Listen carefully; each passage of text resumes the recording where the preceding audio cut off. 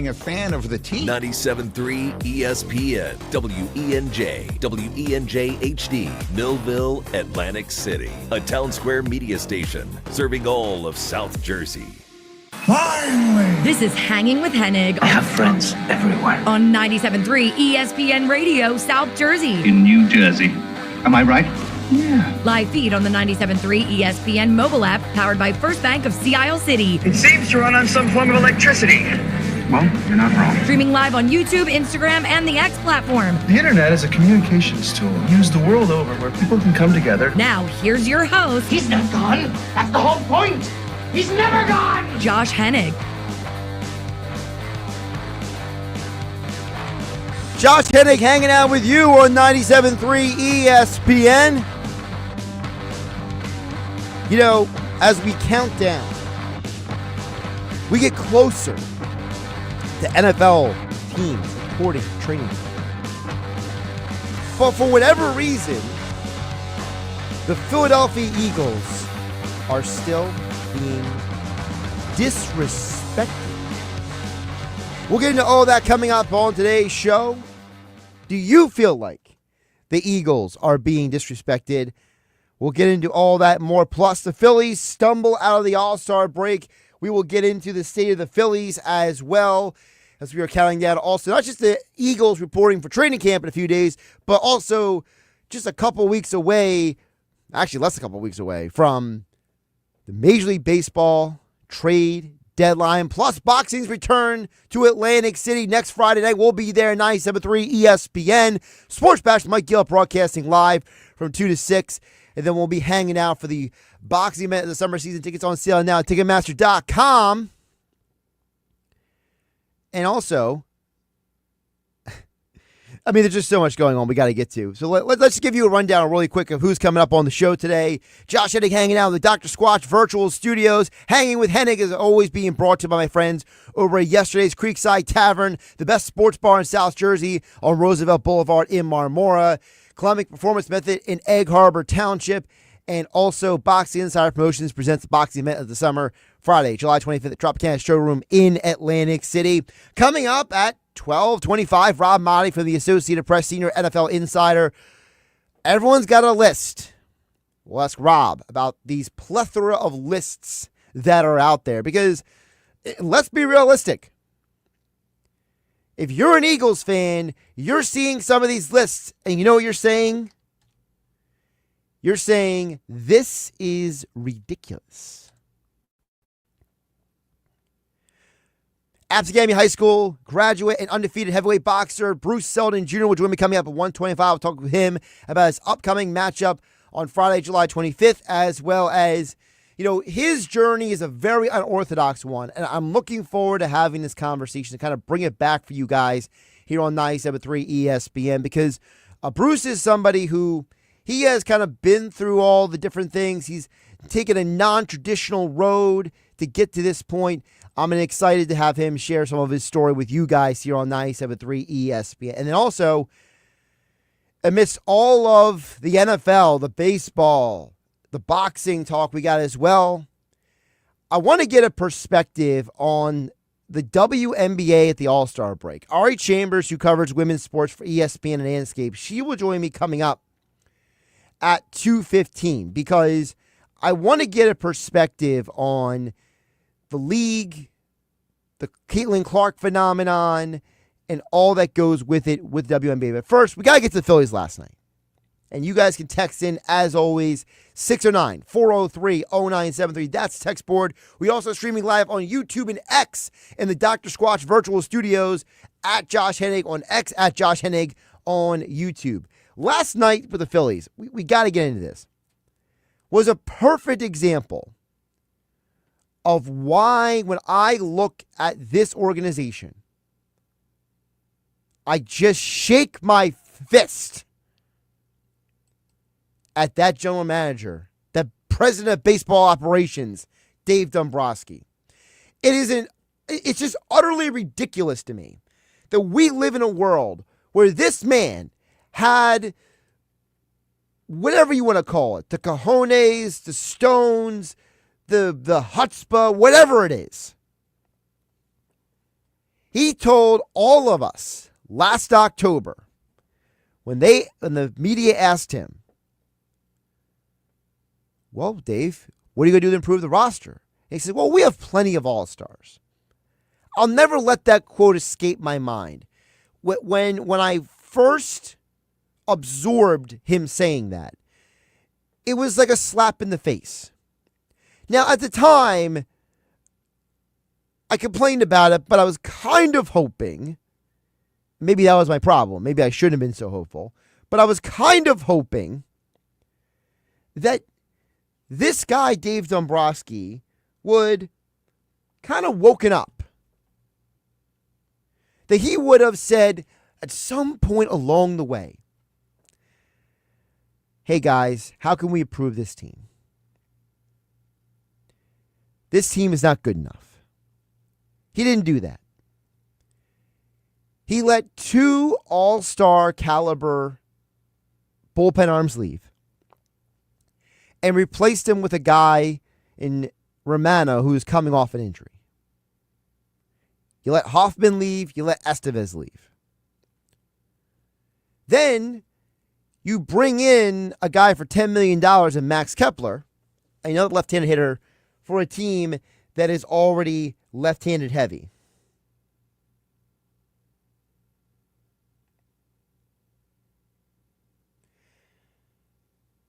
Then, what else did you do?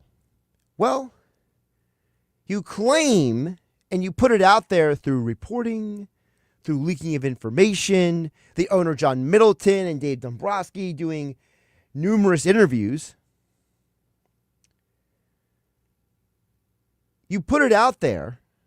Well, we tried to do stuff. We tried to make moves, but people didn't want our whatever, prospects, players, assets, whatever you want to refer to them as. And over a period of time, they have continued to propagate this falsehood that the team is good enough, that the team is fine the way it is. Well, last night was another perfect example of why this team isn't good enough the way it is. While Dave Dombrowski wants you to think we have plenty of all-stars, I'll tell you what happened last night.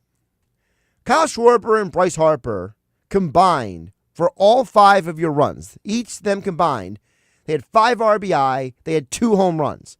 Everyone else on the team was 3 for 26 and 0 for 6 with runners in scoring position. As I said last night on Twitter X at joshuashennig, I would love to inject Dave Dombrowski with truth serum and find out, does he really think this team is good enough, or does he just say that stuff in public because he doesn't want to admit publicly that he made mistakes? Because this is a city of Philadelphia where people do admit if they make mistakes. The fan base doesn't need you to be perfect. They need you to own what you do. Howie Roseman makes a mistake. He admits it. He fixes it. Daryl Morey admits, I made a mistake. He fixes it. Danny Briere, when the Cutter Gauthier situation happened, he says, we mishandled it. We're going to fix it, and they did.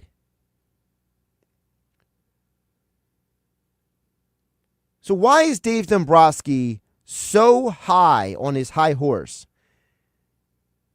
Why does he keep telling us we have plenty of all-stars? Why does he keep telling we have plenty of talent? We just need the guys to show up in the postseason. I certainly hope he's only saying it just to be a calming voice in the chaos. Because boy, oh boy, if this man really thinks that this team is good enough to win a championship, then him and I have been watching very, very, very different teams for the last couple of years. While the Phillies have arguably the best 1-2-3 punch at the top of a rotation, who do you really depend on? Who really gives you hope on this team when it comes to that also important, I don't know, scoring runs? Isn't scoring runs the goal of the game? You want to outscore the other team? Isn't that how you win the game? I feel like Dave Dombrowski forgets that. Does he not know that? Is he not aware of that? I just don't get it. I don't get how this organization has gotten to this point. Because last night, watching almost everyone in the Angels lineup get on base or find a hit or have a big moment last night, while the Phillies are stumbling over themselves, and the only guy who did anything was the former National League MVP Bryce Harper and the 2025 Major League Baseball All-Star Game MVP Kyle Schwarber. This organization can tell you all they want that they think they can win a championship. But the reality is they are not built to win a championship. They are built to win 95, 100 games in a regular season and then fail in the postseason, because that's what their offense does. 2022, World Series record for strikeouts in the World Series by one team. 2023, their best hitters go 3 for 26 in the final 2 games of the NLCS. Choke away a 3-2 lead and let the Diamondbacks advance to the World Series. This is a team that has also last year failed against the Mets. So while I agree that, yes, Dave Dombrowski, you need bullpen help, but everybody needs bullpen help. And while I understand that you can't just trade everybody in baseball, it's not like football and basketball and hockey where, you got a salary cap and you're making the numbers match and all that stuff. I understand there's some unique elements to baseball when it comes to trades. I wasn't born yesterday. I understand. Okay? I've been watching baseball my entire life, basically, thanks to my family who are obsessive baseball fans. But Dave Dombrowski, I've seen enough bad Phillies teams, bad Phillies offenses. Anyone who's old enough knows that just because you have all-stars, just because you have talent, doesn't mean you're going to win anything. I just wish Dave Dombrowski would stop telling us how good this team is, pick up the phone, and make some moves. 609-403-0973 is the text board. Josh Hennig hanging out with you here on 97.3 ESPN FM, the 97.3 ESPN mobile app powered by First Bank of Seattle City. And we are live on YouTube and X at Josh Hennig. Jeff in Ocean City chimes in to the text board and says, hey, Josh, I'm confident the Phillies will add the pieces at the deadline they need to get to the NLCS. As for the Eagles, I have Washington winning the division and Eagles grabbing a wild card. All right, let's break that up real quick. Jeff in Ocean City. One, I hope you're right, because people who are much smarter than me, baseball experts, your Tim Kirchens, your Buster Olneys, your Jason Starks. We had Matt Gelb on the show last week. We had Keith Law with Mike Gill on the Sports Bash during the week here on 97.3 ESPN. We've had so many people come on this station at different points this year and say the Phillies' top prospects are elite. We've had numerous people come on and say that the Phillies have the prospects that other teams would want. I hope that translates to, hey, we got the players, we got the prospects, we can do this. I hope that's what it means. Because if it doesn't, Jeff in Ocean City, boy, oh boy, we got some problems with this team. Now, to your point about the Eagles, I'm assuming, Jeff in Ocean City, you're basing that off of the fact that we've not had back-to-back NFC East division winners since like 2004. For those who might not recall, we have not had a back-to-back division winner in the NFC East in over 20 years. So it sounds like, Jeff in Ocean City, you're going off of the idea that whoever wins the division doesn't win the next year. And if that's your position, Jeff, in Ocean City, I'm fine with that. My pushback is twofold. Number one, I think the Eagles' defense is going to be just as good, if not better, than last year. Zach Baun and others have mentioned in different conversations. I know Zach Baun was on the Exciting Mike's podcast with Reed Blankenship and Cooper DeJean. He talked about how, now they're in the second year of the offense, they can the defense, they can expand the defense. I think the defense is going to be ferocious. I think Jalen Carter has barely scratched the surface of what his potential is. And I've told you guys before here on 97.3 ESPN, Jalen Carter's potential is in that rarefied air. In football history, there's only a handful of great D tackles. And for me, I look at Jalen Carter and I see his potential similar, not saying he is these guys, but similar to the likes of Aaron Donald and Warren Sapp and guys like John Randall, these monster D tackles. And I know some people might mention Fletcher Cox. I think his potential is going to be way better than Fletcher Cox. And I get it. There's concerns about injuries, concerns about depth, right? Obviously, you're coming into the year with Jahad Campbell coming off of an injury, Nakobe Dean coming off an injury. Your linebackers are a little thin. You have a very, very, very young secondary. I love Drew Nakuba. I'm a huge fan of his, but I understand he's in a legitimate competition with Sidney Brown. Reed Blankenship is basically the veteran back there at this point. You signed Adoree Jackson to try to push Kelee Ringo. You're hoping Kelee Ringo steps up. By the way, people forget, Kelee Ringo is so young. He's like 22 years old. So even though he's been in the league for about 3 years, he's one of the youngest players on the team still. The other side of the coin is Washington. Last season, during the regular season, Washington beat one team that made the postseason last year. One. That was the game that Jalen Hurts got injured in. I was thinking of the Carson Wentz illegal hit from Jadeveon Clowney that wasn't called. Now I'm thinking about how Jalen Hurts was knocked out of the game, and that wasn't called appropriately either by the flags. What is up with Eagles quarterbacks not getting calls? Anyway, I digress. That game, when C.J. Gardner-Johnson got kicked out, Washington scored, I think it was 30 or 31 points unanswered after he got kicked out of the game. So no starting quarterback, no starting safety. Washington won a game they probably shouldn't have. They would have been 0-for last year against playoff teams. I don't know if Washington has done enough to, one, overcome some of their deficiencies. The additions of Laramie Tunsil, the additions of Deebo Samuel, they're good additions. I applaud Washington for that. But it's also year 2 for Jaden Daniels. We don't know if Jaden Daniels is going to have a C.J. Stroud year 2 or an Andrew Luck year 2. C.J. Stroud in year 2, he struggled. People had game tape on him. They evaluated him. They saw his flaws. C.J. Stroud had to figure it out throughout the year.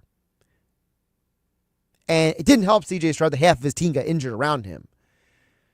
Washington, you could say they have the same injury concerns. Their best defensive player is Bobby Wagner. And that guy is no spring chicken. He is not young anymore.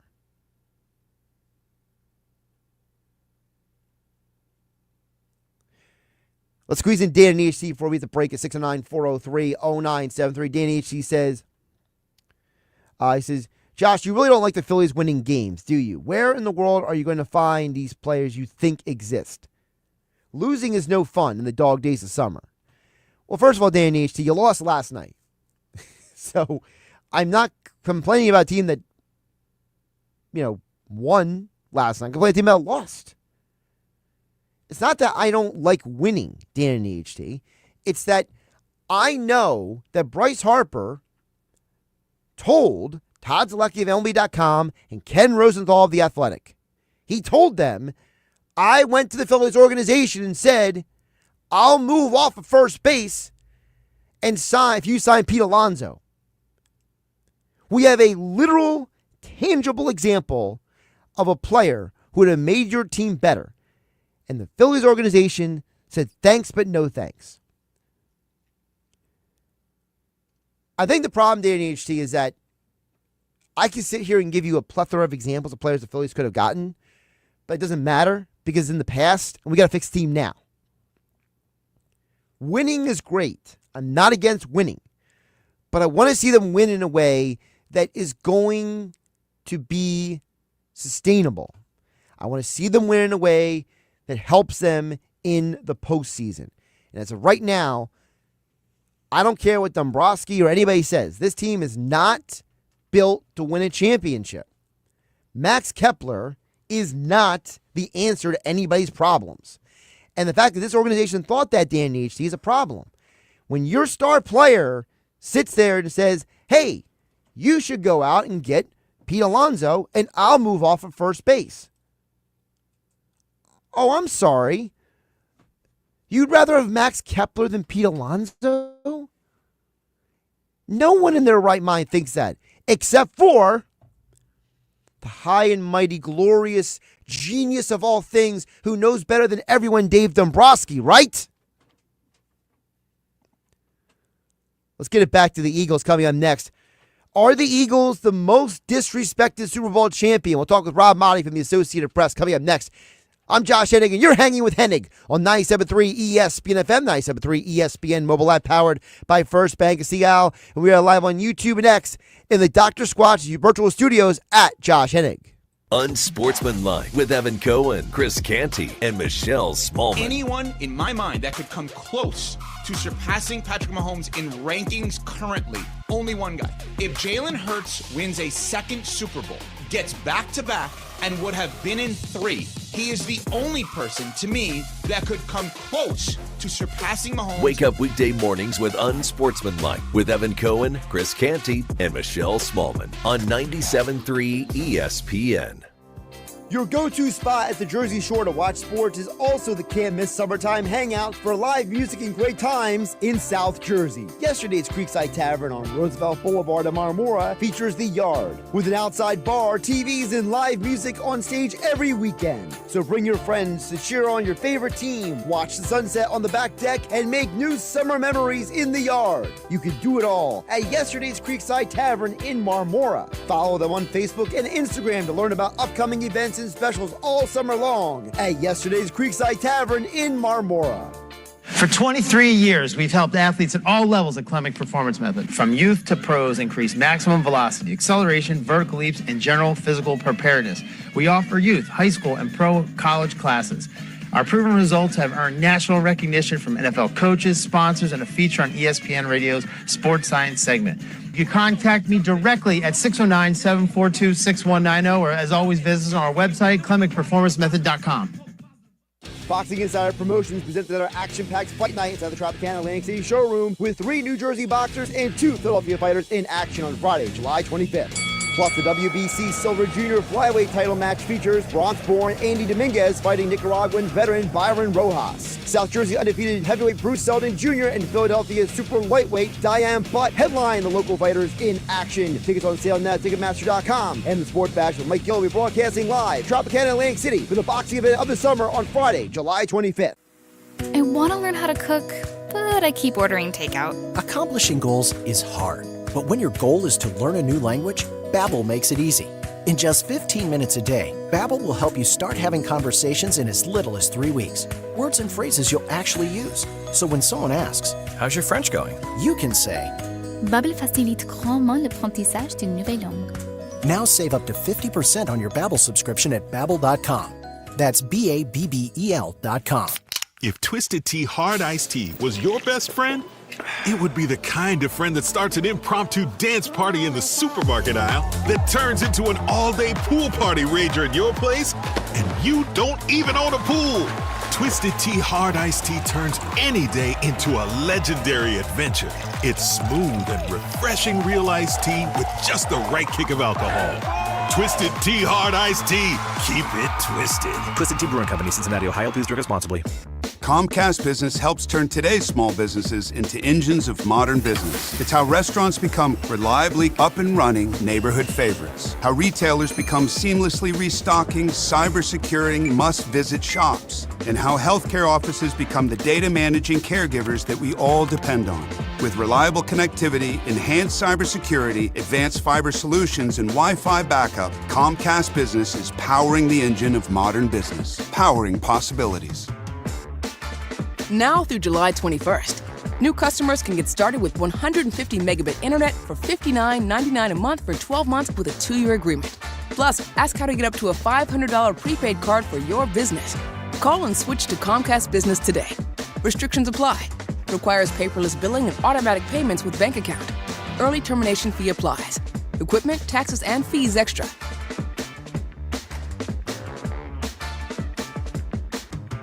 All right, Takis fans. Wendy's knows you love your Takis Fuego chips. So we thought, why not make a Takis Fuego meal with a Takis Fuego chicken sandwich with spicy chicken topped with crushed Takis Fuego chips and creamy corn spread. Plus, it comes with Fuego fries inspired by Takis and a bag of Takis Fuego chips. If we had any more heat, we might start an actual...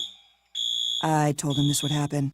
For an intense new take on Takis chips, gotta be Wendy's. Limited time only at participating U.S. Wendy's. Includes 1 ounce Takis Fuego chips while supplies last. Takis and Fuego trademarks are used under license. The construction reduction sales event continues at Matt Black Kia. Right now, get $3,000 over book value for your trade with the purchase of any new Kia. Stuck in a loan or lease? Matt Black Kia wants to get you released no matter what you owe. Plus, for a limited time, put 0 down and get 1.9% financing for 60 months on every clearly marked Kia in stock. Have a job clearing $450 a week? Then Matt Black Kia wants to get you approved today. And with our 4-day love it or leave it return policy, you simply can't make a mistake at mattblackkia.com. It's gotta be a Matt Black Kia. Call 215-703-8526 for details. Now back to Hanging with Hennig on 97.3 ESPN FM. I don't want them to gain another yard. And on the 97.3 ESPN mobile app, powered by First Bank of Sea Isle City. You blitz all night! Streaming live on YouTube, Instagram, and the X platform.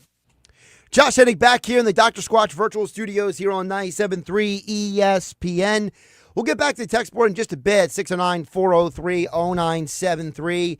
Obviously, we are focusing on the countdown to Eagles training camp along with the MLB trade deadline. Let's get it back to the Eagles right now. Rob Motti from the Associated Press joins me here on 97.3 ESPN. Of course, he's their senior NFL insider, as well as, of course, host of Faith on the Field, heard Saturday and Sunday mornings on 97.3 ESPN. Rob, welcome in. How you doing today?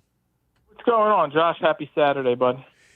So let's start with this. I asked this question before we hit the break, and I'm going to repurpose for you here.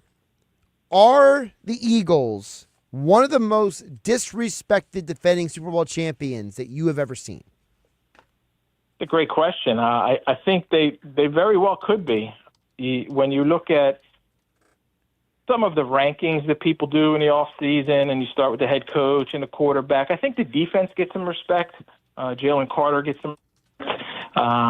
So Zach Bond's getting a little bit of respect. The secondary's getting some respect. But when you look on and Saquon Barkley and A.J. Brown, but when in totality you talk about a Super Bowl championship team, you start with the quarterback and you start with the head coach. And in this case, sometimes from a national perspective, they're not getting it. And you know what?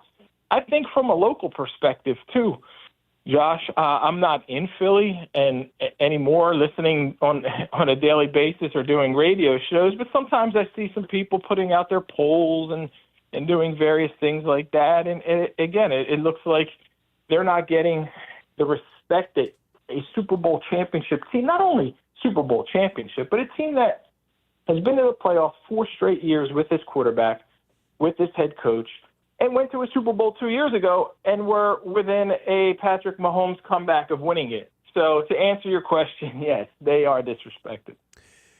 I'm trying to decipher, though, why. Because, I had Ryan Smith from ESPN. He's a lifelong Eagles fan, but he's a SportsCenter anchor now. And he talked about that he feels like that the disrespect is different for each individual, Rob. He talked about how, Sirianni, it's like he's almost too Philly, whereas Jalen, he's too stoic. And it seems like as time goes on, Rob, I see, for example, you guys have the AP top 5 lists out there over at AP. And, one of the things is that it seems like that a lot of this disrespect, it's almost like it's aesthetics. It's like, it's not that they can't do the job. I just don't like how they are doing the job. Is that a fair assessment? It's a pretty fair observation, I think, because unfortunately, Nick Sirianni, no matter, and he won a Super Bowl last year, went to a Super Bowl 2 years ago, but there are going to be critics who look at the way, starting with his awkward opening news conference, some of the issues that they had last year, the collapse before in 2023, and then some of the issues he had early last season, the incident with the fans, and they hold that against him, and he's got the pandering kind of perspective. Some people feel like, he's wearing this and doing that, the fanatic and all Philly. And he's a great head coach, and he's done a phenomenal job in his 4 seasons, and he's top 5 all-time winning percentage in NFL history, yet he's not getting the accolades that go with that resume. That resume, if it weren't Nick Sirianni, if he handled himself a little bit differently, maybe if he handled himself like Andy Reid, or if he handled himself like any other coach who wasn't as – he's outgoing, he'll answer questions, any questions, he'll answer them. He's very talkative in the media, and I think that's earned him some criticism that's unfair. And then when you look at it from Jalen's perspective, he's always had a knock against him. When he came out, he got picked in the second round. The Eagles tried to use him as a gadget guy like Taysom Hill, and then he still, because the numbers aren't pretty, the numbers don't look like Joe Burrow's, the numbers don't look like Josh Allen's, yet he gets the job done. He wins football games. He manages games by not turning the ball over, by making plays with his legs. He's so dangerous as a dual-threat quarterback that it opens up the passing attack. Yes, he has talent around him, and Saquon Barkley obviously helped take this team to a Lombardi trophy. But Jalen's the one controlling that offense, and he's got a phenomenal offensive line, too. It's one of the best, if not the best, in the NFL, and our rankings showed Lane Johnson and Jordan Mailata as 1-2, which I was surprised it came out that way, pleasantly surprised, because I didn't know that Jordan Mailata was never made a Pro Bowl, and sometimes people look at that. They may look at that more than they look at All-Pro, and fortunately he got his just rewards. But despite all of the talent around him, Jalen's got to get the job done. And you can have all that talent, and you can panic under pressure and throw a pick or turn the ball over, and he didn't do that. He did a great job, and I think he'll always, no matter what he does, there will always be a segment of people who will not give him the credit that he deserves because they view him as not an elite passer, not a pocket passing Tom Brady, Peyton Manning type, not a guy who has the flair and the dynamic abilities of Patrick Mahomes or Josh Allen's build and his talent. And all Jalen does is go out there and win football games. And I think another year of doing it this year may finally turn some more critics. Maybe. Maybe. We're talking with Rob Motti, senior NFL insider for the Associated Press, here on Hanging with Hennig on 97.3 ESPN FM, the 97.3 ESPN mobile app powered by First Bank of Seattle, streaming live on YouTube and X at Josh Hennig and the Dr. Squatch virtual studios. Rob, if I could backtrack to something you said, because you talked about Jalen's surrounding his cast, right? The people who are around him. And what bothers me about that conversation has always been these people who are like, they want to discredit him for that, but yet those are the same people, Rob, they can never name a quarterback who won with a bad team. Because, Rob, it's never happened. There's a reason why Dan Marino doesn't have a ring. It's the reason why John Elway lost his first, 3 Super Bowl appearances. Like, people act like just because you have the talent around you means you're automatically going to win. And I don't understand, and maybe this is a bad job by me, but Rob, you talk to a lot of guys around the league all year long. I don't understand how people look at who you have around you as a demerit when football history shows that it's not enough to just have good players around you. Yeah, look at Tom Brady and the undefeated New England Patriots team. That was the best team he had around him and didn't win a Super Bowl. But he won the other 7 when he didn't have quite that level of talent around him. So even when you have enormous talent around you and guys who are just incredible like that, you got to go out there and get that job done. I like some of the points you make about Dan Marino. He just never quite he had the Marks brothers at receiver. They never had quite the running game that they needed. Sometimes they had a decent defense. Sometimes they had to win by shootouts, and they could just never put it all together in the playoffs and get to, other than the first year he got to the Super Bowl and lost to Montana and the Niners, just couldn't get the job done. So having talent around you shouldn't be held against you when you're talking about a guy's overall ability, because we've seen quarterbacks with tremendous talent around them not win, and we've seen quarterbacks who've been carried by the talent around them. Look at Trent Dilfer winning a Super Bowl. He had to go out there and that was the dominant Ravens defense, and don't turn the ball over and run the ball efficiently. And some of the older teams that were able to win Super Bowls and championships by relying on their defense and a quarterback who just didn't commit too many mistakes. Jalen isn't that guy. Jalen's a guy who goes out there and makes plays. He'll turn a 3rd and 11 into a first down with his legs. He'll hit A.J. Brown with a perfectly thrown ball in the corner of the end zone for a touchdown, or Devontae Smith, as we saw the Super Bowl back-breaking play, or whatever they're calling it now, the play that was the kill. Like, he makes plays. He's not a guy who just goes out there, doesn't turn the ball over, hands it to Saquon, and they win. Look at the numbers that A.J. Brown has put up. Look at the numbers Devontae Smith has put up. Somebody had to deliver them that football. It's funny you mentioned that, because I remember when it happened, I told a buddy of mine, I said, it's like, was it Mortal Kombat when they say finish him? And it was like, that was the play where they're like, finish them. And that was the moment where you realize, wow, this might actually be real. You know what I mean? For a lot of Eagle fans. Also on your AP list, Rob, I want to flip to the defense real quick, because we didn't touch on that too much. You guys over at the AP, your voters, had Jalen Carter third as the third best interior D lineman. And I'm not arguing that he is third or not, because he's definitely top 5. And I think some of it's, beauty in the eye of the beholder. It's like, would you rather have a Maserati or a Lamborghini? It's like, you're not going to argue if you're handed the keys to one, right? But I think that Jalen Carter, to me, I don't think people will appreciate the fact that, as Vic Fangio said, Rob, this guy has barely scratched the surface of his potential. And think about that. Like, that's a guy in Fangio, Rob. He's seen more football than, we've ever seen, right? And that's a guy who's saying that, like, this guy's potential is through the roof. And I go back through football history, Rob.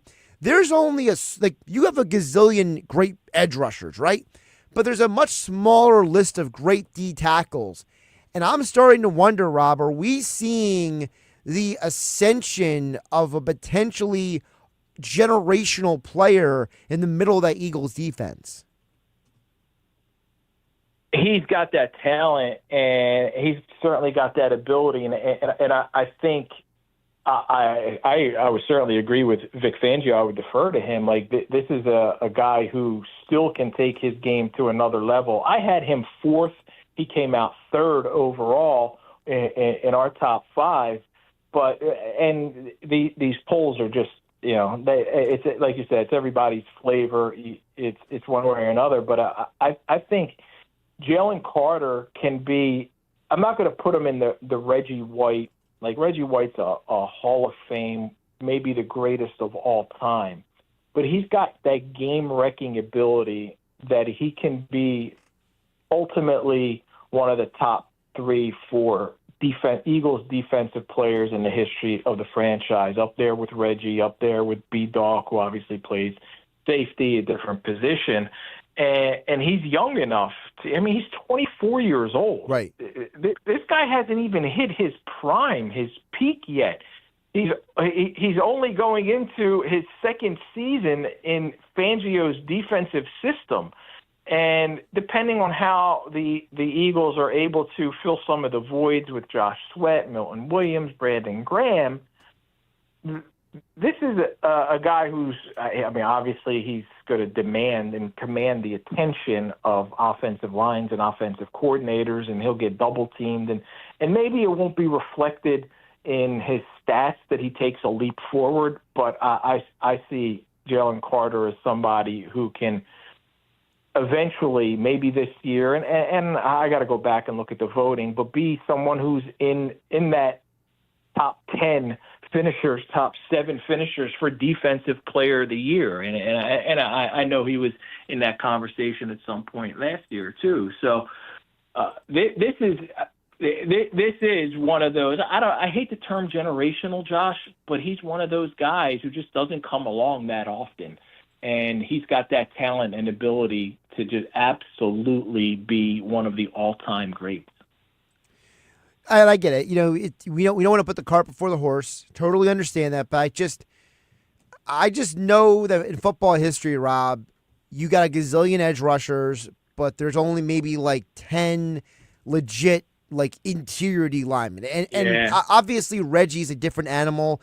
I almost take guys like Reggie White and J.J. Watt in a separate category because they played up and down the line. You know what I mean? So it's I remember that one play. I think it was 89 or 90 when Reggie kicked inside. Before there was a NASCAR package with Jim Schwartz, you had Reggie kicking on the inside from the edge.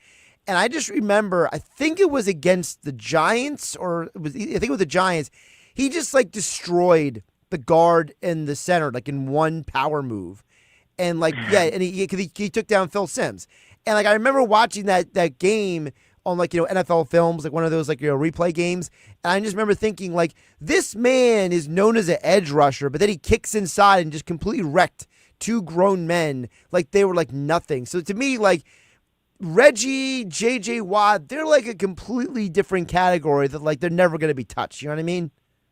Yeah, I mean, Aaron Donald is one of those guys who you would put in that defensive tackle category. I don't think he didn't quite move as much as the Reggie and the JJ, but those are the guys that we're comparing Jalen Carter to, and can he be top 5, top 10 all time? And I think he's got that ability. Rob Motley from the Associated Press, senior NFL insider. Before I let you go, a couple of NFL questions for you.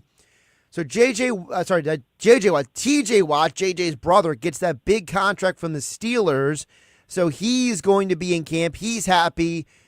But again, there's a Cowboy lingering out there to get paid. I just don't understand why Jerry Jones loves to wait until everyone else gets paid before he pays his guy. So I got to know from you, Rob, if you had to predict, if you had to grab, just sit down, we put truth serum in you, and you said, Rob, who's getting a contract first? Is it Micah Parsons or is it Trey Hendrickson?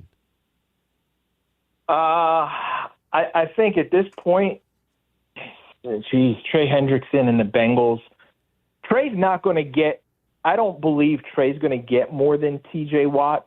I think Trey will get and he deserves quite a raise. Mike is going to be the highest paid. And I don't know if Jerry just wants to be the guy who has the highest paid quarterback and highest paid non-quarterback in NFL history. Is that why he's waiting? Is he punishing himself for the ego and the stat?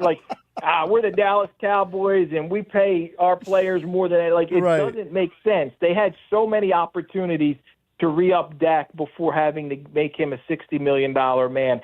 And now the question with Micah isn't it's how much more than TJ's 41? Is it 42? Is it 45? Is it going to be $4 million more? 44? How much is Micah going to get? Because he's going to be the highest paid. I think Trey Hendrickson's situation, because the Bengals are just the way they operate, that can linger a little bit longer than Micah Parsons, unfortunately for Trey. And but either way, I just can't. They did temporarily make Jamar Chase the highest paid non-quarterback in NFL history, and that's who T.J. Watt surpassed. So they did pay him. They did pay Burrow. They did pay T. Higgins. Do they have enough to be able to give Trey Hendrickson in the 40s? I'm not sure. Rob, before I let you go, obviously we got a lot of teams getting ready to report the training camp. And one of the stories that came out this week that I think is going to kind of fly under the radar is the retirement of Mike Williams. Because, I at least for me, I can't speak for anybody else, but I feel like a lot of people, including myself, looked at Mike Williams going back to the Chargers as, all right, you're giving Justin Herbert another weapon. He's going to be able to, if he can stay healthy, maybe give you like 12 really good games. And then he retires. And now the Chargers are kind of sitting there like, well, now what? I mean, I get it. They still have Lad McConkey and they have other guys, but it's a very odd situation, Rob, because it's not like Justin Herbert doesn't have an A.J. Brown to throw to, right? And yet, there's a lot of high expectations on the Chargers this year. That typically that year 2 of the Jim Harbaugh years, right, is the year teams start taking that step forward. What is your take on the state of the Chargers? Yeah, it's surprising, and I just don't know how much, obviously, the injuries played into it. And he hasn't been fully healthy since 22, I think, was his last season where he played double-digit games. He played. He was out there a lot last year, but he just wasn't effective with the Jets and then with the Steelers that much. So I think it would have been foolish if the Chargers were going into this thing counting on Mike Williams to be a big piece who can come back and help the offense. He had to be a bonus for them. This is a team that certainly got to take that leap in a difficult division. And you're talking about an AFC West, and as much as I like Jim Harbaugh, and he was the only head coach that I put in my top 5 that had not won a Super Bowl, and obviously he's won a national championship. But are they counting on Trey Harris to be a guy who can step in, and he's gonna have to and play opposite McConkey and give Herbert another weapon, and Williams is supposed to be maybe that veteran type leadership, but they also got another receiver in the draft at some point. They're going to run the football. They drafted a running back in the first round. That's what Harbaugh wants to do. They're going to run the football. Obviously, they've got Herbert and his abilities and his talent, protecting him. They took care of the offensive line last year. They got a couple stud tackles. I don't know how much of a leap Harbaugh can make in year 2 in a division that's got, so you got to go through the Chiefs. You got the Broncos and Peyton and Bo Nix in that defense that stepped up last year and became a playoff team.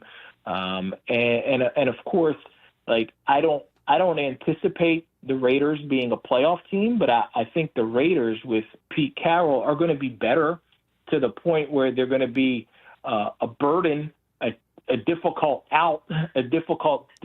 team to beat in the division. So it's going to be a tougher challenge for Harbaugh to kind of take this team into a AFC championship contention, Super Bowl contention status. They're a playoff contender, and I don't know how much further they can go outside of being a wild card divisional round team right now. They're not in my top 4. You're talking Bills, you're talking Chiefs, Ravens, and then the rest of the AFC.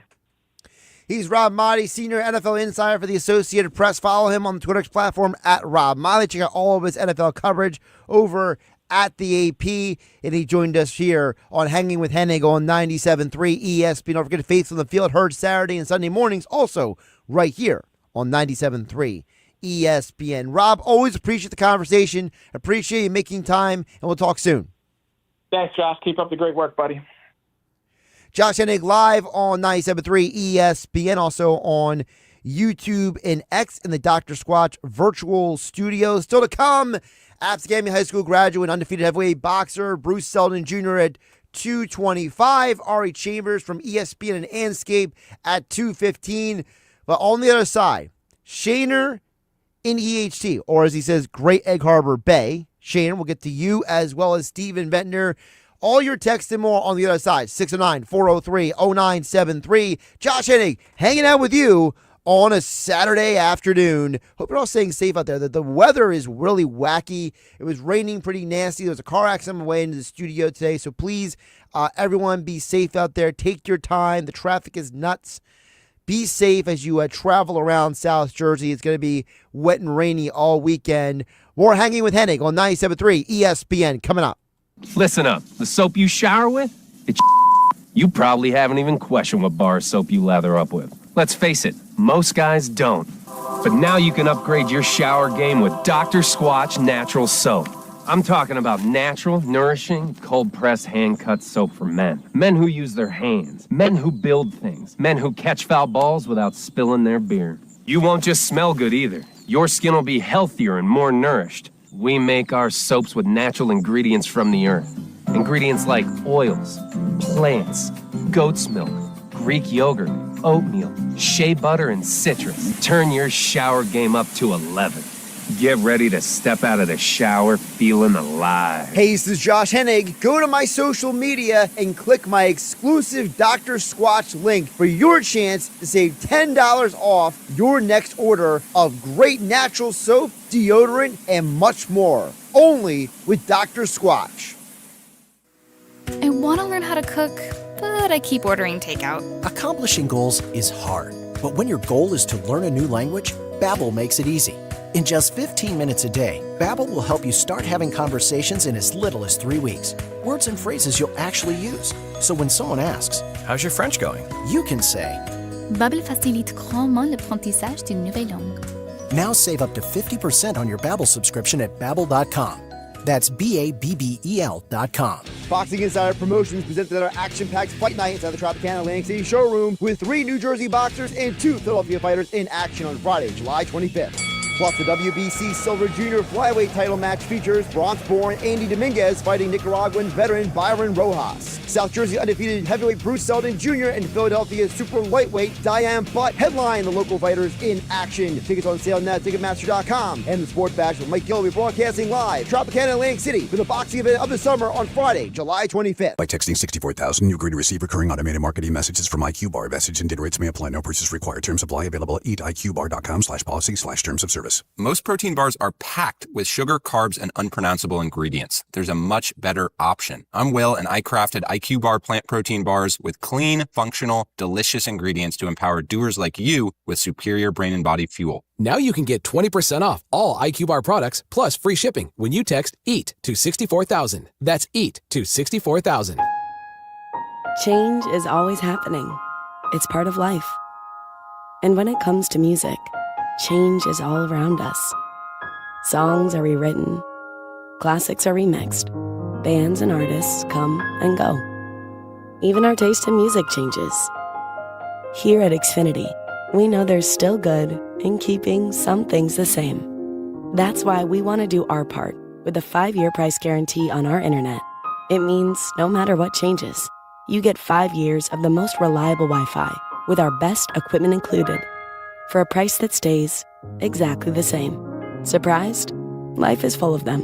One internet price, 5 years, guaranteed. Learn more at xfinity.com/deals. Restrictions apply. New residential customers only. Taxes and fees extra and subject to change. Most reliable Wi-Fi based on OpenSignal Awards USA. Fixed Broadband Experience Report, August 2024.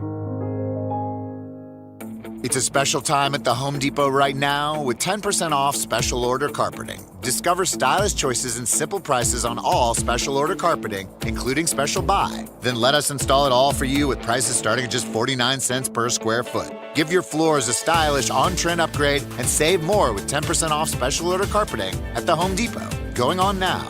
Offer valid July 17th through August 3rd, 2025. Exclusions apply. For licenses, see homedepot.com/license numbers. With GMF financing to qualified buyers excludes Traverse and Corvette excludes prior sales. Bennett Chevrolet is celebrating July with the largest savings you'll find anywhere. That's right, nobody beats a Bennett Chevy deal. At Bennett Chevy, you'll save up to 20% on new Chevys because Bennett's selling new vehicles at GM supplier employee prices. Plus, you keep all the rebates, saving you as much as 20% off the sticker. And Bennett's got available 0% financing, saving you even more. Nobody beats a Bennett deal, and I mean nobody. Chevy. When it comes to pre-owned, nobody comes close to Bennett, giving you a minimum $10,000 for your trade. Yes, any trade you bring, you'll get a minimum $10,000 towards any pre-owned in stock, whether yours runs or not. Plus, at Bennett Chevy, you get more than the best deal. You'll be served by Bennett's non-commissioned sales team, paid on your satisfaction, not how much you spend. So there's never any need to negotiate, never any haggles or hassles. Together, let's drive. Bennett Chevy, Egg Harbor Township, and BennettChevy.com. You're hanging with Josh Hennig on 97.3 ESPN FM. Hey, you know what? There's another name you might know me by. Star-Lord. And on the 97.3 ESPN mobile app, powered by First Bank of Sea Isle City. Who? Star-Lord, man. Legendary outlaw. Streaming live on YouTube, Instagram, and the X platform. All right, let's get to Shaner on the Great Egg Harbor Bay. Steve Ventnor, your texts are a little long, so I'm going to get to you on the other side. But at 609-403-0973, Shaner says, Josh, I agree with Jeff from Motion say about the Eagles. Between no division back-to-back winners in 20 years and the Eagles' schedule, I think they get a high seed but don't win the division. The Eagles, so also he says the Phillies need to move a prospect if they want to win now, or bring up the prospects now and get rid of the oldness that they've become. I love that from Shaner because he hit on both right there. You know, it's the idea that I understand the no back-to-back. I have a lot of questions about Washington. I have a lot of questions about Dallas. I look at the Cowboys and I see a team that is all about hopes and dreams. There's no actual like, hey, this is who we are. Brian Schottenheimer's never been a head coach. You brought in a guy in George Pickens who has a history of being a malcontent. You have a quarterback in Dak Prescott who's coming off of another injury. I don't know if Dallas did enough to upgrade the offensive line. And I look at their defense, them losing Lawrence is a huge loss for them. He went to Seattle. And then with Washington, I just don't know if the upgrades they made are enough to put them in the running with the Eagles. Now, I could be wrong about that. And listen, Shaner on the Great Egg Harbor Bay, Jeff in Ocean City, you guys both know injuries are a part of sports. And obviously some of this conversation is we don't know who could not be healthy. Football is an aggressive sport. There's a lot of injuries that happen that are unforeseen. So I think at least for me, that's kind of how I am focusing on all of this. All right, we'll get to more of your text. Steven Ventnor, your text and more. Someone is mad about what I said about Reggie White. We'll get to that as well. Josh Hennig hanging out with you on 97.3 ESPN.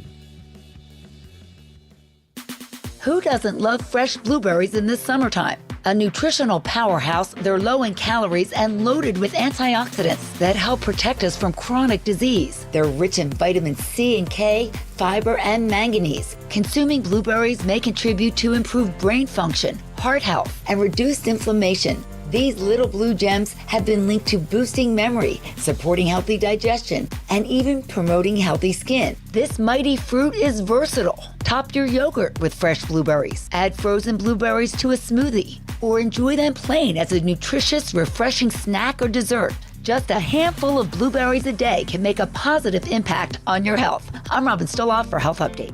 Have you ever wondered how the Atlantic City wind turbines work? Stop by ACUA's free open house tours every Wednesday at noon in July and August to find out. The wind farm powers ACUA's wastewater treatment facility, keeping our waterways clean and healthy. Visit acua.com/summer tours. Citizens, since we each upgraded to Xfinity in our homes, the Wi-Fi has been booming. It's fair to say our town has officially become a boomtown. Mayor, will I be able to drop into multiplayer gaming battles with low lag? The lag won't be an issue, but your questionable skills, maybe.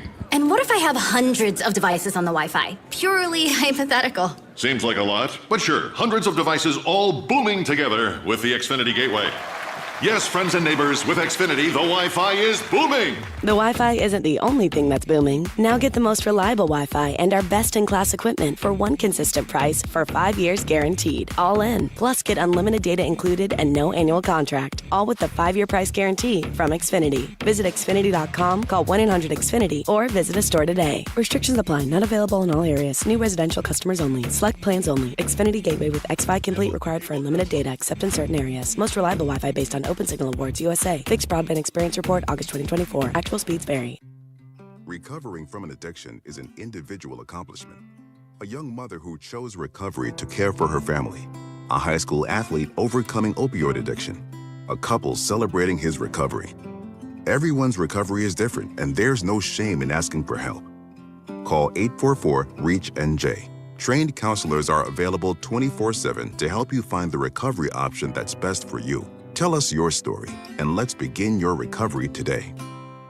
Matt Blatt Infinity. Choose your way to luxury in a new QX60 Pure. Get $10,000 off with 0% financing for 60 months or $15,000 in total savings with standard financing. Prefer to lease. Drive for just $499 a month with only your first payment due. Must have a qualifying trade, Infinity, or other luxury brand. Matt Blatt Infinity, where luxury lives and you belong. On approved credit deal 458313. Trade required. 0% and rebates cannot be combined. Lease $499 a month, 36 months, 5,000 miles per year. 9868 dealer discount. No rebates plus tax 589 doc fee. Offers can't be combined and 7/31/2025. Home of the Philadelphia Eagles. They've got him. It's a sack. Sixers. Oh, baby. And Flyers. He scored! 97.3 ESPN. WENJ. WENJ HD. Millville, Atlantic City. A Town Square media station serving all of South Jersey. Finally! This is Hanging with Hennig. I have friends everywhere. On 97.3 ESPN Radio, South Jersey. In New Jersey. Am I right? Yeah. Live feed on the 97.3 ESPN mobile app, powered by First Bank of Sea Isle City. It seems to run on some form of electricity. Well, you're not wrong. Streaming live on YouTube, Instagram, and the X platform. The internet is a communications tool used the world over where people can come together. Now, here's your host. He's not gone. That's the whole point. He's never gone. Josh Hennig. Hour 2 of Hanging with Hennig on 97.3 ESPN. Still to come this hour on the show,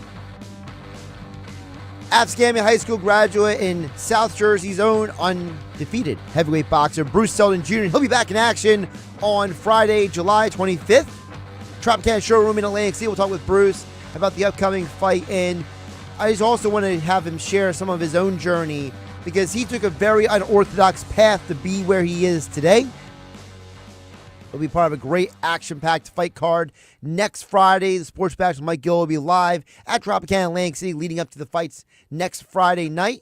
And, of course, you got the WBC belt on the line. You got Dayon Butt from Rising Star from Philadelphia. You heard him last week here on 97.3 ESPN. Also, Pleasantville's on Julio Sanchez III back in action.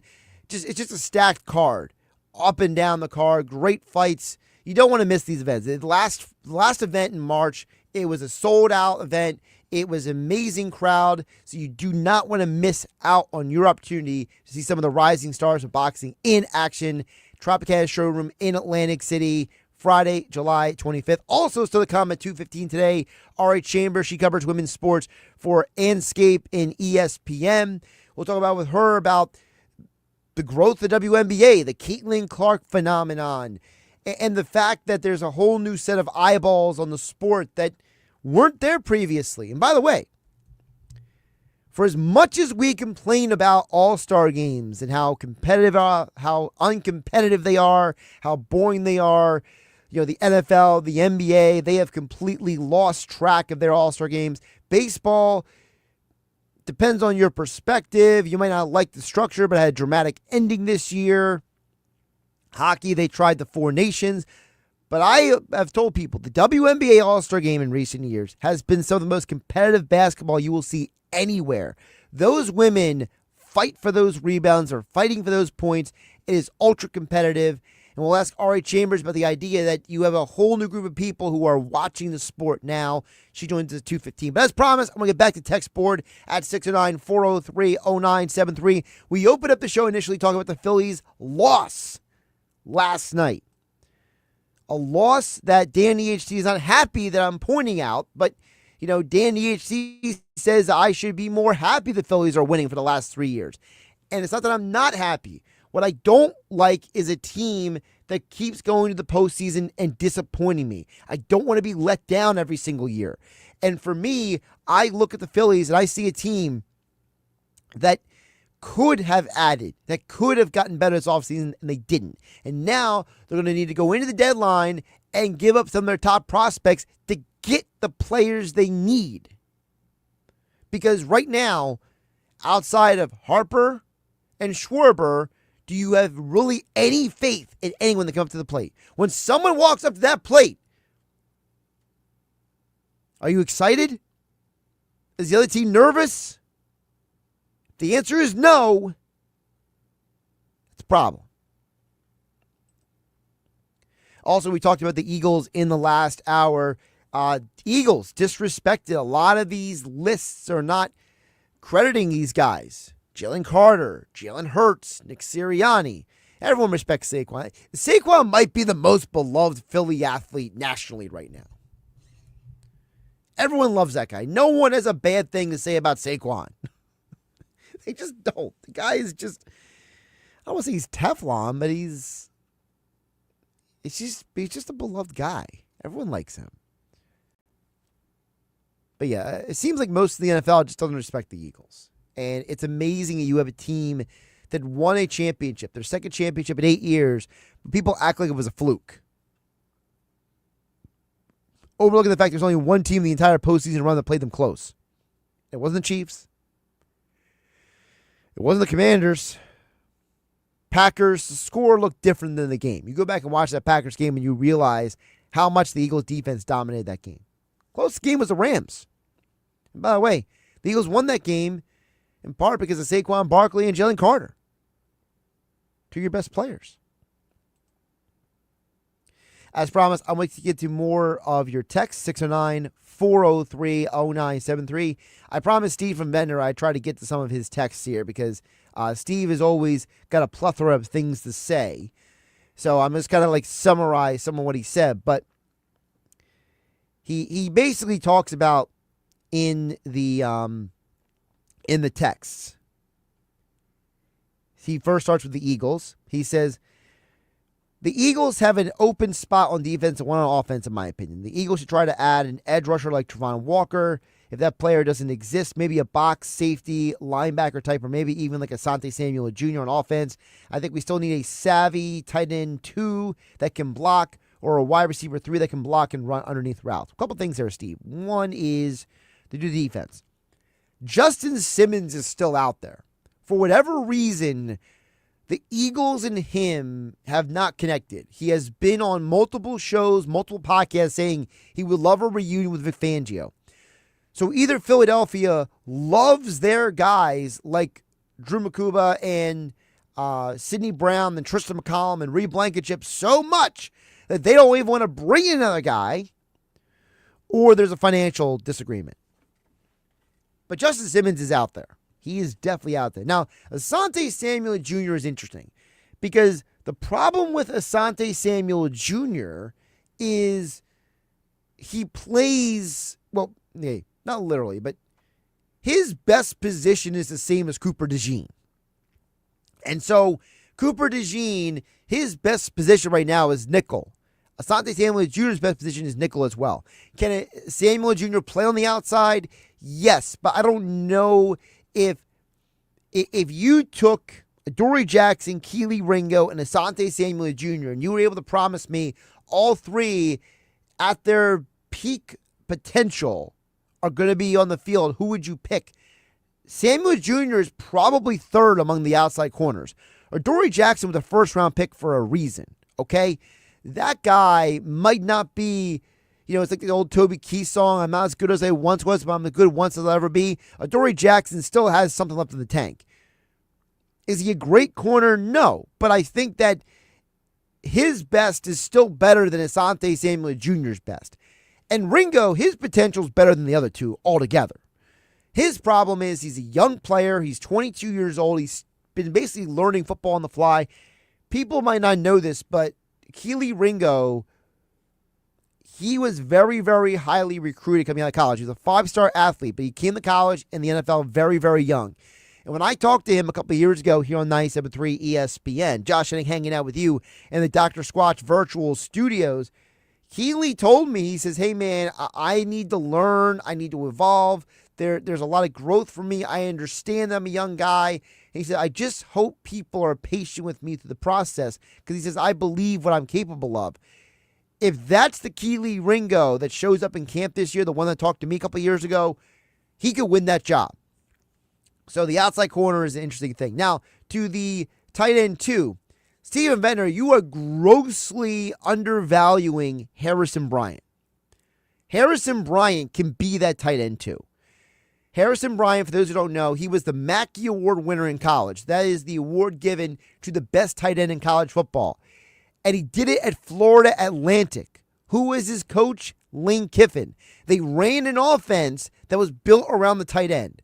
Harrison Bryant then showed you in Cleveland he is a more than capable of being a tight end 2, a blocking tight end.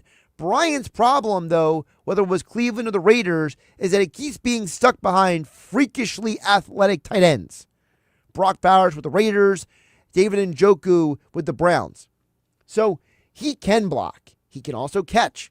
Now, is he a savvy veteran? No, he's more of a younger player in his mid-20s. But I do think that he can fill that role. And for Philadelphia right now, they are going into camp with 4 tight ends who are all capable on the field. Whether you got Dallas Goedert, number 1. Right now, Grant Calcaterra would still be number 2, but he's not a great blocker, to Stephen Ventnor's point. Then you have Harrison Bryant, who I think is a better player than people realize. Again, I remember watching him at Florida Atlantic in college. That dude was a beast. He was a stud. He dropped in the draft because he had a horrible combine. He was not a workout warrior. He is not a great, hey, look at me in shorts and a t-shirt guy. So he dropped in the draft because of that. And as a result, now you have him turning into this vagabond in the NFL. And I think Philadelphia is going to get a lot out of him. And I'm drawing a blank on the other guy, but the other guy is a former Penn State guy. He played for the Colts. And I think they got the depth. I don't know. I think of all the points you made, Steve, I think the safety is the most interesting one. The edge rusher thing, I got to admit, I'm annoyed they didn't get Von Miller. Von Miller ending up with the Commanders really makes me mad. I thought that guy would have been a perfect guy, a veteran who's still got a little left in the tank. He could be a part-time player. Kind of like that Chris Long was for the 2017 and 18 teams. Von Miller could have been that guy. Now he's off the market. I don't know what the Eagles are going to do at the edge. I'm assuming they're going to go into camp and see who they have.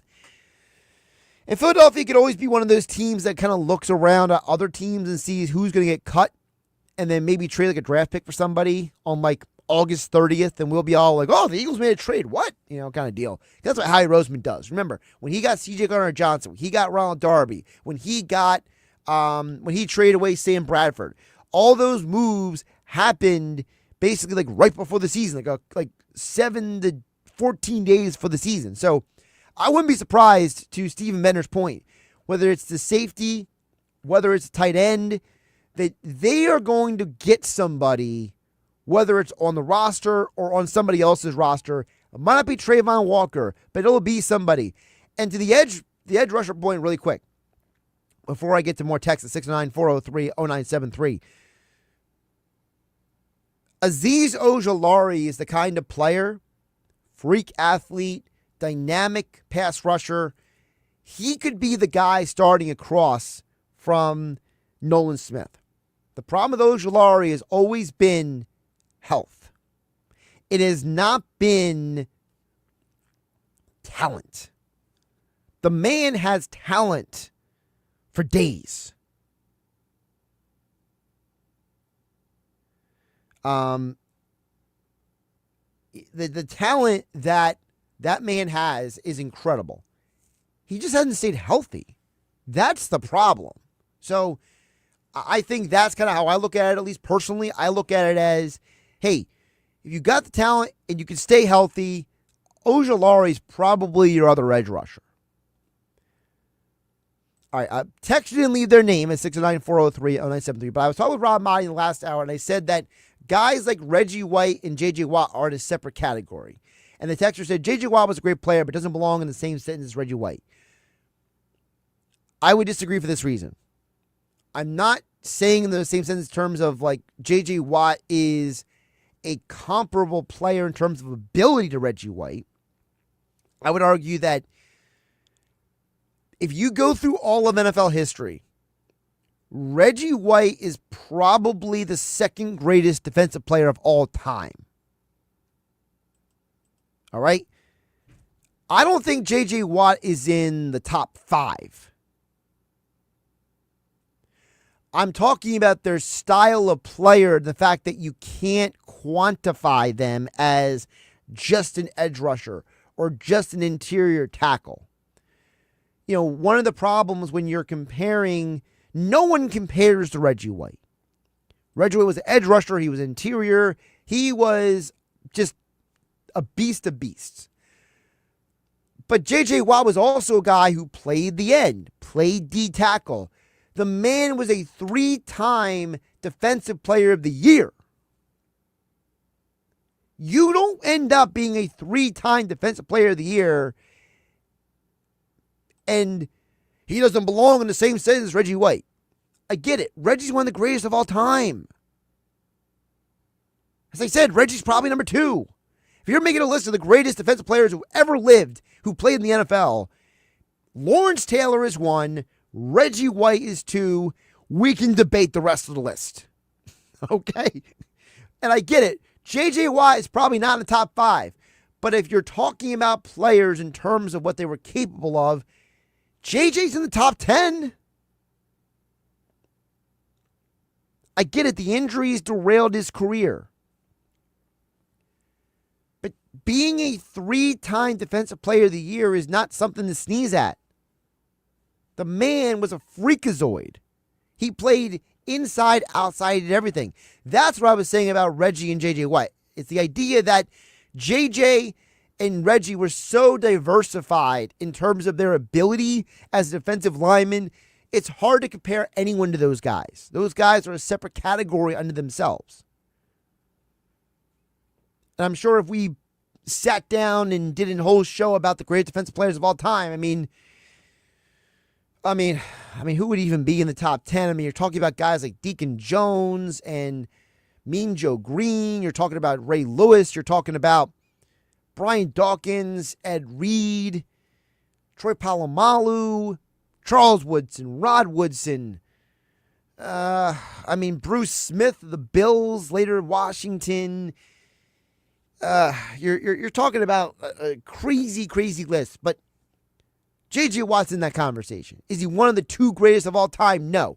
But my point is that when you have players who are completely different in terms of their ability and their potential and their talent,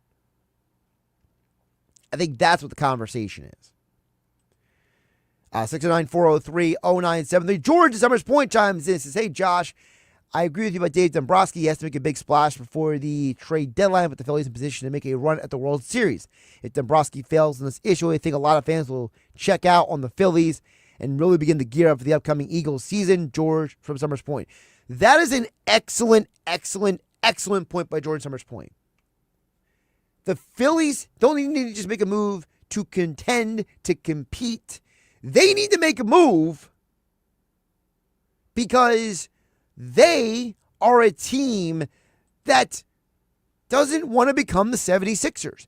There is a level of indifference and complacency with the 76ers that is absolutely mind-boggling. Because in Philadelphia, it is not enough to win games in a regular season. If you are a great team, you have to make a postseason run.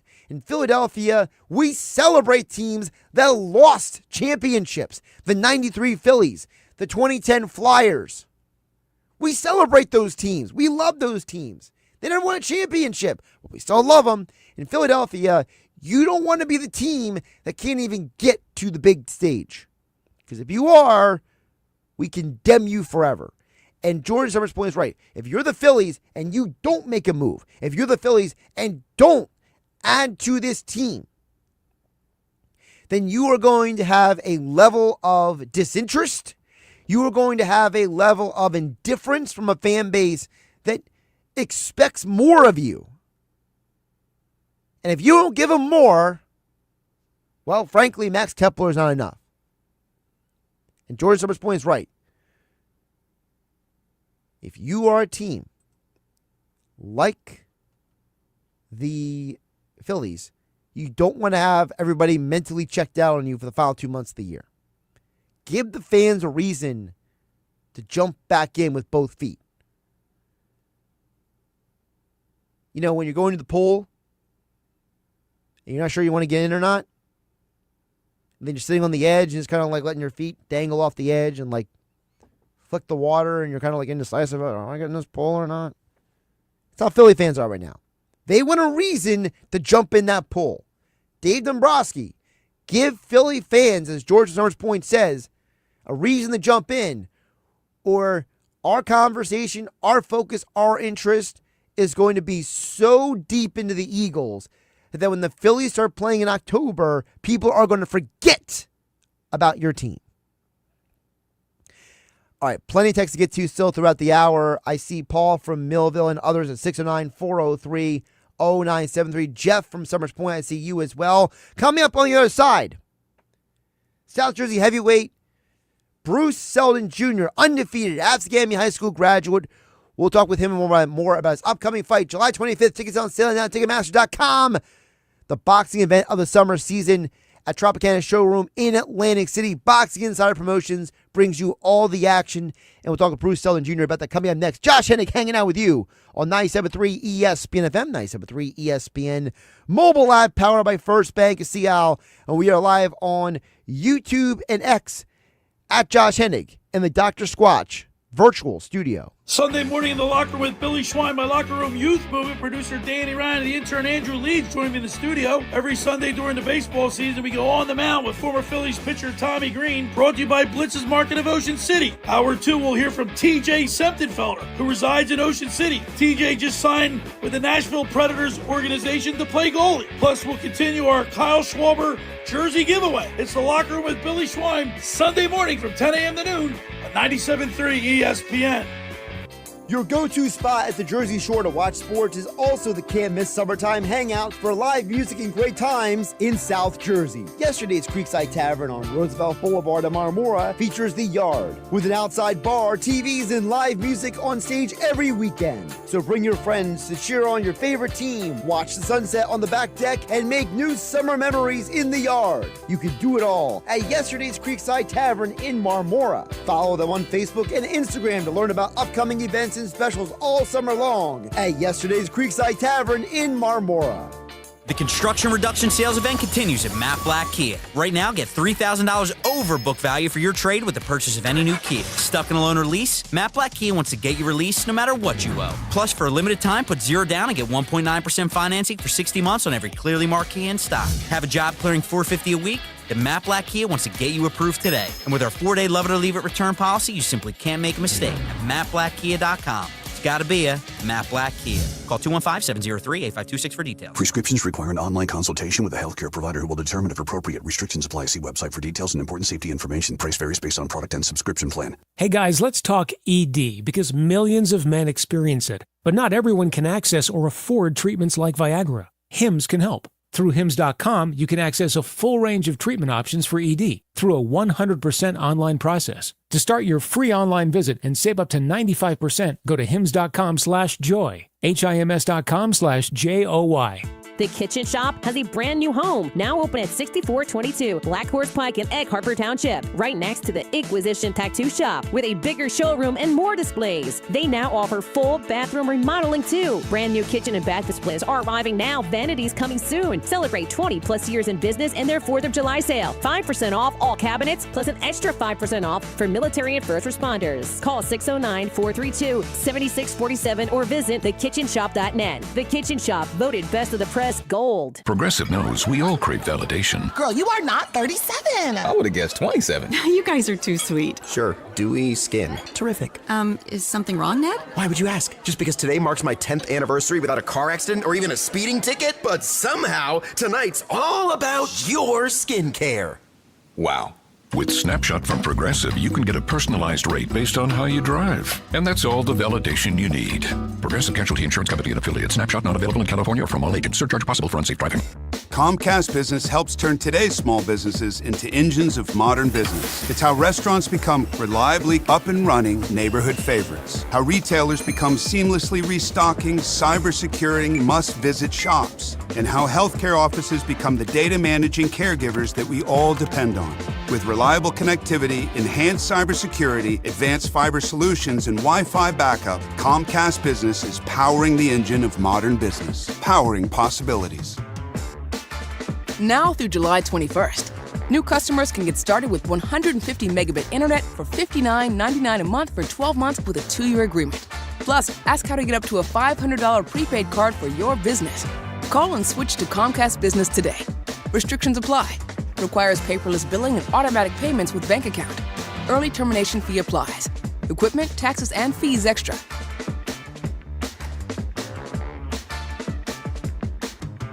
Hey, if you have ugly yellow toe fungus, you gotta hear about the secret 2-minute trick that I found for my husband. It works from both the inside and the outside. Thousands of people are using it to get rid of their toe fungus. You can check it out at crystalflesh.com. Jake started off with a small spot on his big toe and then it spread and got really bad. His toes were nasty. It was so embarrassing. He was afraid to take his socks off. He hid his yellow and crumbly toes from everyone. He tried everything to get rid of it. Nothing helped. And then we found crystalflesh.com. It was the only thing that worked. In just a few weeks, his toes looked amazing. He's now walking around barefoot again. You guys need to try this. I'm telling you, this stuff is different. It's not sold in stores, but go check it out at crystalflesh.com. They'll even let you try it risk-free so you have nothing to lose. But whatever you do, don't let it get worse. You don't have to live with this anymore. Go check it out now. Just click over to crystalflesh.com. You need parts? O'Reilly has parts. Get one free set of brake pads when you buy 2 brake rotors. Upgrade to Brake Best Select pads for just $10. Or upgrade to Brake Best Select Pro or Import Direct pads for just $20. Product availability. Just one part that makes O'Reilly stand apart. Restrictions apply. See store for details. O'Reilly Auto Parts. Boxing Insider Promotions presented at our action-packed fight night inside the Tropicana Atlantic City showroom with 3 New Jersey boxers and 2 Philadelphia fighters in action on Friday, July 25th.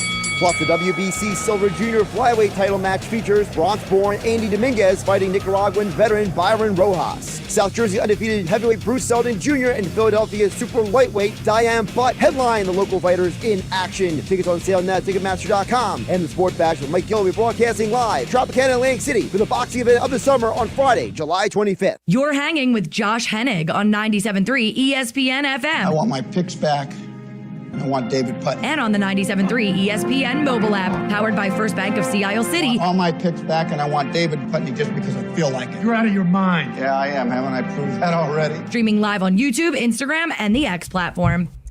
Josh Hennig hanging out with you here on 97.3 ESPN. Of course, we'll get back to tech sport in just a bit at 609-403-0973. But joining me in the studio right now, as promised, Absegami High School graduate. Yes, sir. Yes, South sir. Jersey undefeated heavyweight Bruce Seldon Jr. joins me in the studio as I try to adjust this camera while I'm live on the radio here on 97.3. There we go. Now Bruce is in the shot. Bruce, how you doing today, my man? I'm doing good, man. How about yourself? Talk close in that microphone. I'm talking. Okay. You gotta good, eat that good. There we sucker. go. You hear me now? There you go. Okay. Now the world can hear you. Good. I'm doing well, bro. How about yourself? I'm doing good. So, talk to me about how this camp has gone for you. How are you feeling? How is because you and I talked before about the evolution, right? Yeah, for you. yeah. So what has been new for you this time round? Definitely bumping up the workload a little bit. We usually the last couple fights have been 4-rounders. Right. Now we're bumping up to 6. So sparring, strength and conditioning, running, all of it has been picking it up. Definitely been picking it up a lot. Now, when you say picking it up, Chris Johnson, one of the best trainers in South Jersey, is here in the studio. There she go. So now she's embarrassed. She don't get embarrassed when she does that training, right, Bruce? Not at all. No, she don't get shy at all. But I mentioned her name on the loud, radio. She outspoken. freaks out over there. I love it.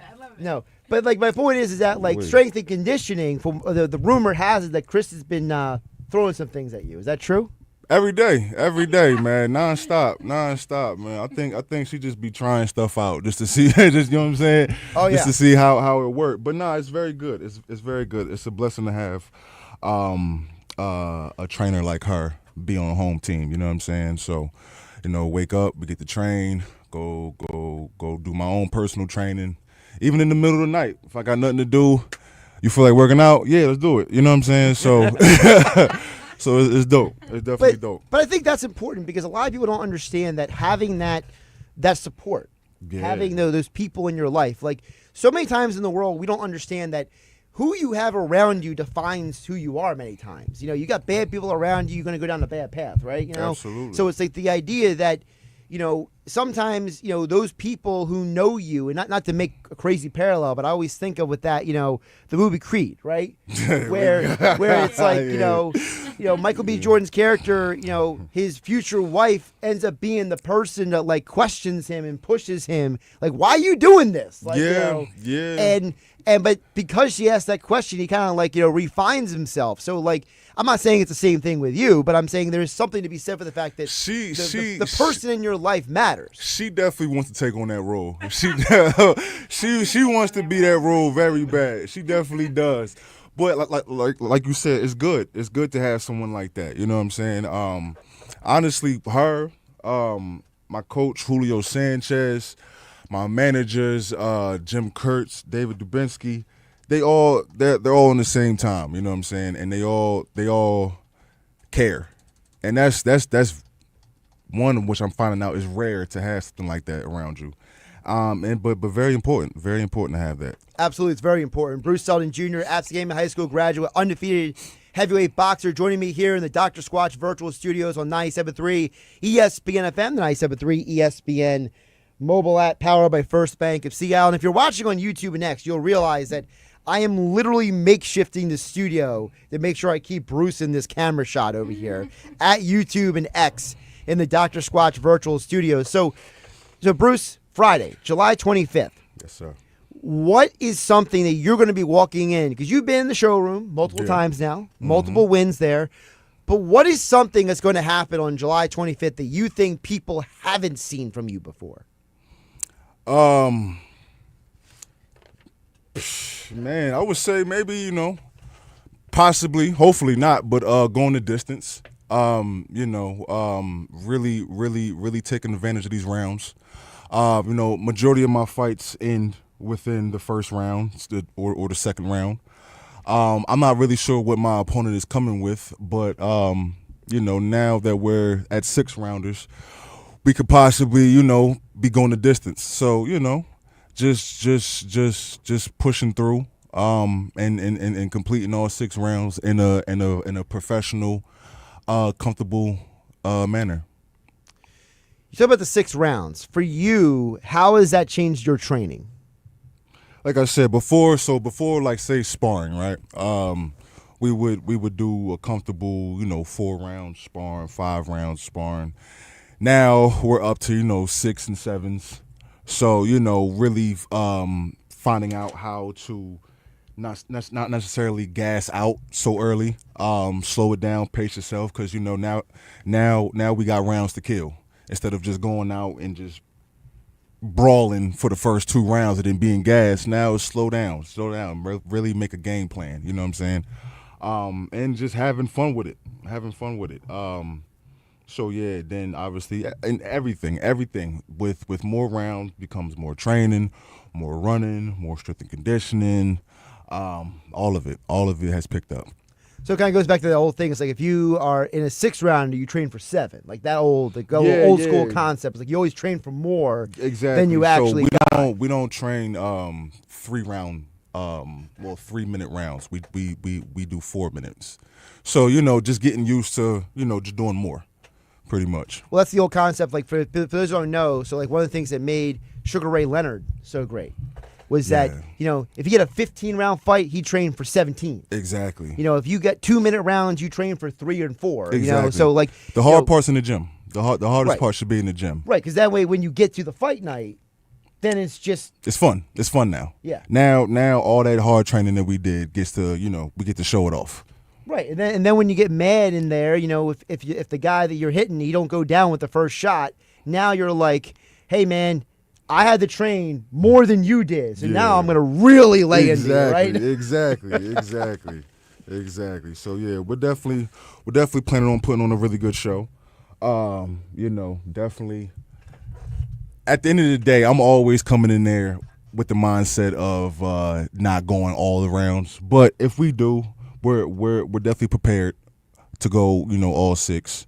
We definitely have a nice game plan ahead of us. I'm just ready to fight, man. That's all. I'm just ready to get this over and done with. And then we're right back November the 25th, I believe. So, like always, as soon as this fight stops, we're right back in camp for the next one. Well, you got to stay in that mindset. You have to stay in the mindset of, Absolutely. What the right now is not the only, right? Yeah, not at all.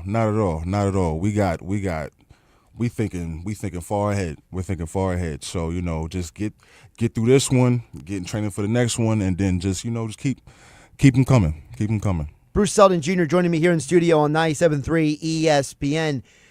I think part of that forward thinking is in part, and correct me if I'm wrong, also has to do with your journey to this point, because your journey to this point is so unorthodox. Yeah. You got into this at a later age than a lot of guys do. So, for you, is part of it also like, hey, I don't have time to sit on my hands. I don't have time to, just act like I'm somewhere.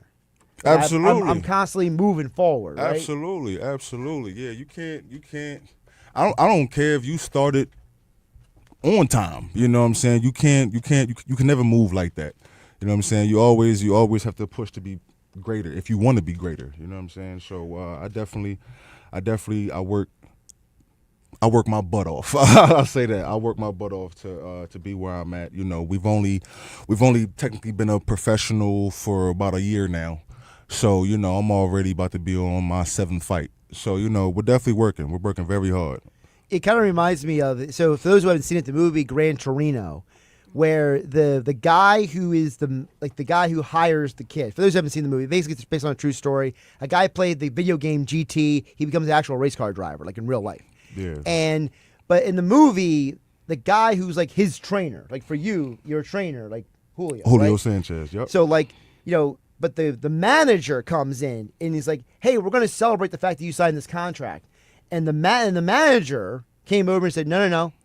Champagne's only for the winner's circle. Yeah. The idea that like every time someone offers him champagne through the entire movie, this is actually based on a true story, he never drank champagne until he ended up on the podium at the Le Mans, which is like the biggest event in racing. Yeah. So it's like for you, it's like you're kind of doing the virtual, like I won, but no champagne. Like in the virtual sense, because you still got more to work for. Man, I don't really feel like I have much to celebrate at this point right now. You know what I'm saying? I'm still in the very beginning of my career. I haven't accomplished too much. You know what I'm saying? Obviously for me, big accomplishments, from just being from where I was just maybe 2 years ago till now. Obviously that's a big step forward. But as far as in the world that I'm in, I haven't really done too much. So what exactly would I be celebrating? You know what I'm saying? I always think about that what is that quote from Kobe, and he was like job's not done. Right. Yeah, like I always have that running through my mind. So yeah, there's nothing to really celebrate at this point. Even though we work hard, we get the wins, we come home, we get more fans, more recognition. It's all good, and that's what's supposed to happen when you're doing what you're supposed to do. But outside of that, nah, I'm not really. What do you always say? Drink your own Kool-Aid? Yeah, I don't drink my own Kool-Aid. You know what I'm saying? So I'm just here to grind and take this as far as I can possibly take it. Well, it's funny you mentioned Kobe because Kobe played in the league for 18 years, but only won 5 championships. So that means there were 13 times that he was technically a loser. Yeah. Right. Yeah. So it's the idea that you're stacking these wins, you're stacking these fights. But you haven't gotten the ultimate goal yet. You haven't gotten the ultimate level. So now it's like Kobe said, like the job ain't finished. Not at all. Because guess what? What did Kobe do after he won a championship? He celebrated for 24 hours and got back in the gym, right? Right back to it. You know, and that was kind of like people don't know the whole story. You know, Kobe Bryant was actually hated by his teammates early in his career because he was such a grinder. Guys were like, you work too hard, you try to win too much. And it really what it is like you making us look bad. That's what it really is. But you know, he has a different mindset, man. He sees the big picture and what he wants to go for, and he's not stopping until he gets there. And you got to respect that, and that's why he was one of the greats. Exactly. Literally one of the greats. Yeah. I'm not playing this LeBron stuff, but anyway. We're not getting into that. That's a different show. Enough of that. Of course, Boxing Insider Promotions back at Tropicana Showroom in Atlantic City next Friday, July 25th, at Sports Bash with Mike Gill. We'll be broadcasting live with myself on site leading up to the fights in the Tropicana Showroom in Atlantic City. Bruce Seldon Jr. back in action. You talked about, you know, the long term. Yeah. Right? You know, we're in a world right now where Manny Pacquiao is 48 years old getting back in the ring. Yeah. I mean, I don't think your plan is to be, you know, doing this at 48 years old necessarily. But, you know, is there like an idea of like for example, like, you know, a lot of people say when I get to this age, I want to have this accomplishment. Like, is there like a trajectory that you're hoping for? No. You don't want to put that kind of expectation. I don't want to put the expectation on it, and then on top of that, because it's too early. It's too early. You know what I'm saying? And at the start of my career, you know, I definitely made sure I exclude all that from my mental, because, you know, I also have things like my dad. You know, am I going to live up to what my dad did and all these other things? And that puts too much pressure on yourself. And to me, I feel like that's more self-destructive. Like I'm going to see what I can do and how far I can go, and I'm going to push until I get there, God willing. And you know, we just going to go from there. We just going to go as far as we can take it. We going to work to make sure we can get to these places and see these highs and these mountaintops. But as far as like, you know, oh, I have to get there. What if I don't? Now I'm discouraged. Now I'm not the same fighter. Now I'm a little jaded. I don't want to be that. It's also about knowing yourself, right? You got to know yourself. You know, it's about knowing that, like, hey, this is what's the word I'm thinking of? The mindset I had to put myself in. You know, it's like, you know, for me, you know, Chris knows this because Chris and I, for those who don't know, Chris Johnson and I used to work at Retro Fitness together, and she ain't there anymore for obvious reasons. She's over at Tillis Galloway.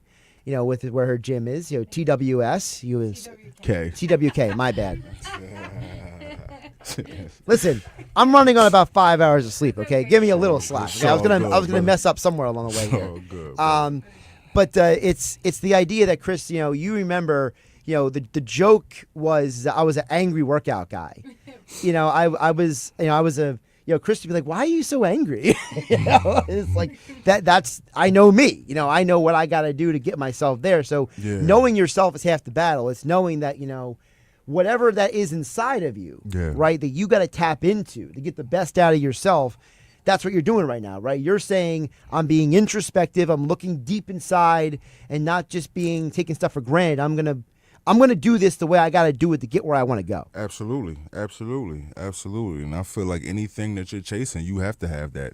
You have to have that insight within yourself to be like, listen, I'm gonna put my all into doing this. You know what I'm saying? I know I have the tools, the confidence to actually go out there and put myself out there like that. And just be great, man. Be great in any aspect that you can be great in. And that's all I'm trying to do. That's all I want to do. You know what I'm saying? I know I'm very aware that I had a late start in this. But I remember saying on my first fight, I was like, yeah, I know I started late, but then what does that mean? Don't start?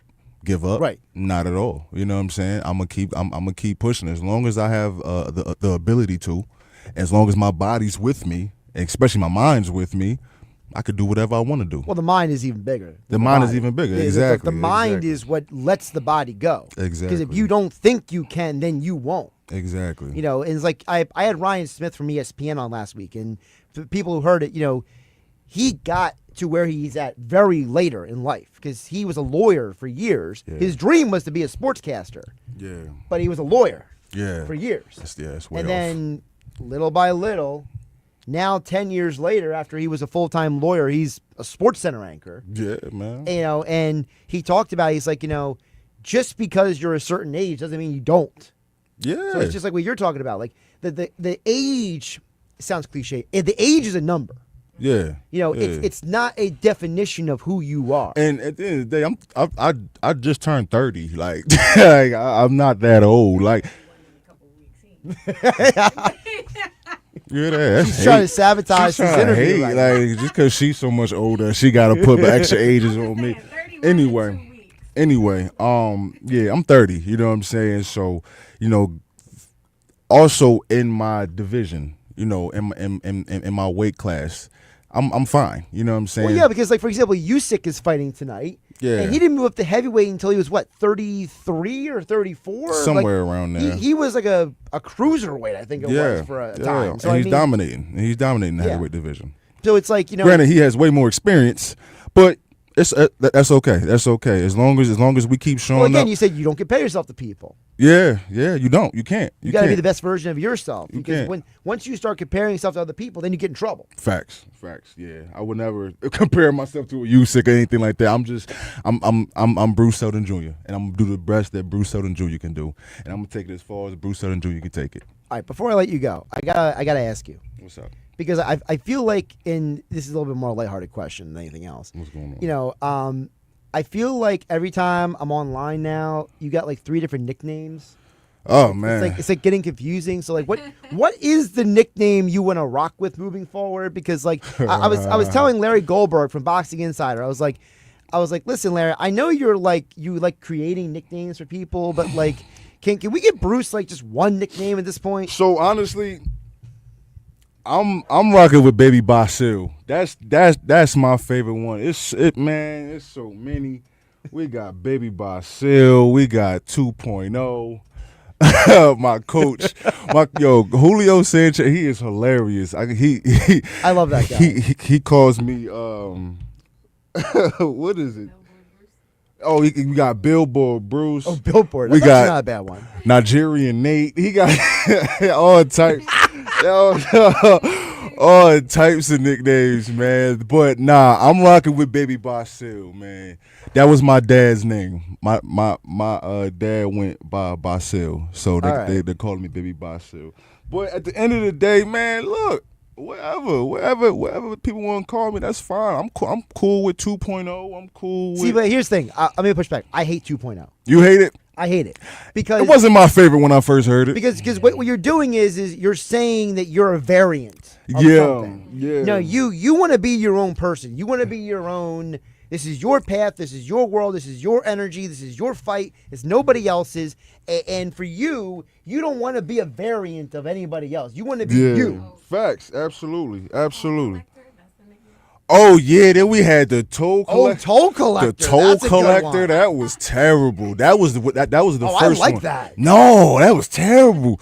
Bruce Seldon, the toll collector. Like, no, you collecting wins. No, we not doing that. People tried to like, when you come to the city, you got to pay the toll. Like, nah, that was terrible. It sounds terrible, but Nah.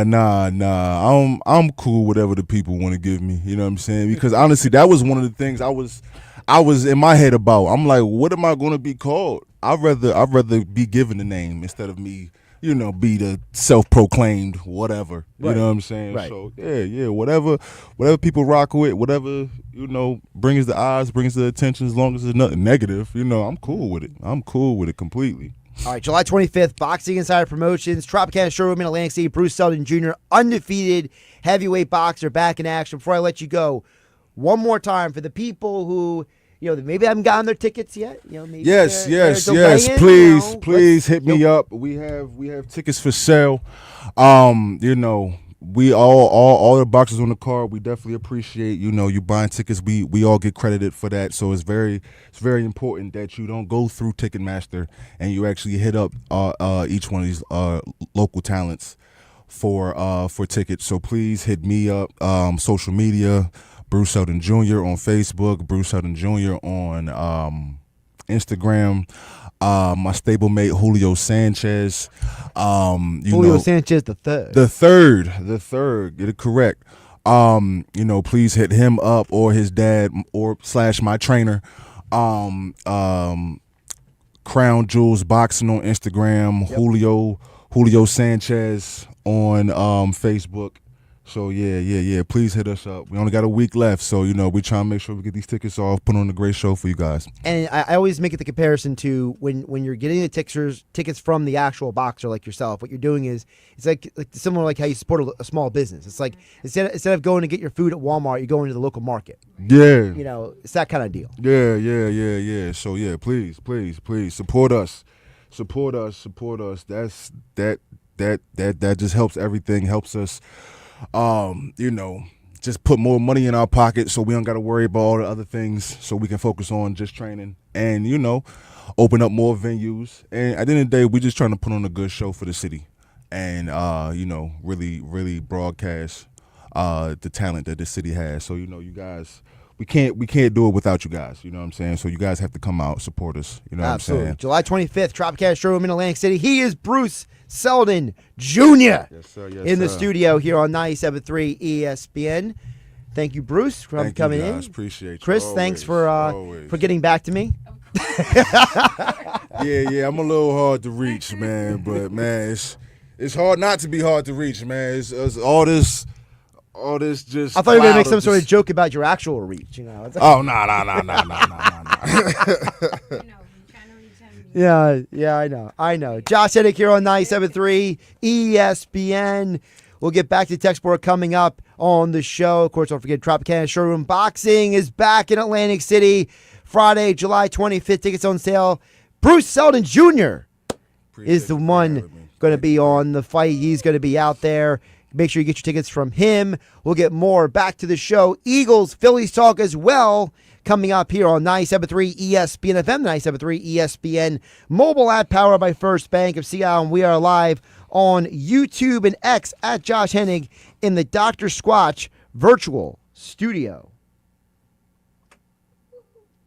For 23 years, we've helped athletes at all levels at Clemic Performance Method, from youth to pros, increase maximum velocity, acceleration, vertical leaps, and general physical preparedness.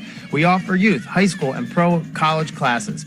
Our proven results have earned national recognition from NFL coaches, sponsors, and a feature on ESPN Radio's Sports Science segment. You can contact me directly at 609-742-6190, or as always, visit us on our website, clemicperformancemethod.com. Boxing Insider Promotions presented our action-packed fight night inside the Tropicana Atlantic City showroom with 3 New Jersey boxers and 2 Philadelphia fighters in action on Friday, July 25th. Plus, the WBC Silver Junior Flyweight title match features Bronx-born Andy Dominguez fighting Nicaraguan veteran Byron Rojas. South Jersey undefeated heavyweight Bruce Selden Jr. and Philadelphia super lightweight Diane Butt headline the local fighters in action. Tickets on sale now at Ticketmaster.com. And the Sports Bash with Mike Gill will be broadcasting live Tropicana Atlantic City for the boxing event of the summer on Friday, July 25th. You need parts? O'Reilly has parts. Get 1 free set of brake pads when you buy 2 brake rotors. Upgrade to Brake Best Select pads for just $10. Or upgrade to Brake Best Select Pro or Import Direct pads for just $20. Product availability. Just one part that makes O'Reilly stand apart. Restrictions apply. See store for details. O'Reilly Auto Parts. Citizens, since we each upgraded to Xfinity in our homes, the Wi-Fi has been booming. It's fair to say our town has officially become a boomtown. Mayor, will I be able to drop into multiplayer gaming battles with low lag? The lag won't be an issue, but your questionable skills may be. And what if I have hundreds of devices on the Wi-Fi? Purely hypothetical. Seems like a lot, but sure, hundreds of devices all booming together with the Xfinity Gateway. Yes, friends and neighbors, with Xfinity, the Wi-Fi is booming. The Wi-Fi isn't the only thing that's booming. Now get the most reliable Wi-Fi and our best-in-class equipment for one consistent price for 5 years guaranteed. All in. Plus, get unlimited data included and no annual contract. All with the 5-year price guarantee from Xfinity. Visit Xfinity.com, call 1-800-XFINITY, or visit a store today. Restrictions apply. Not available in all areas. New residential customers only. Select plans only. Xfinity Gateway with X-Fi Complete required for unlimited data except in certain areas. Most reliable Wi-Fi based on OpenSignal Awards USA. Fixed Broadband Experience Report, August 2024. Actual speeds vary. We all have places to go and things to do, but when you're getting around in Atlantic and Cape May counties this summer, it pays to be street smart. When crossing the street, use crosswalks, pay attention to walk signs, and when driving, the law says it's not enough to yield, we have to stop for pedestrians.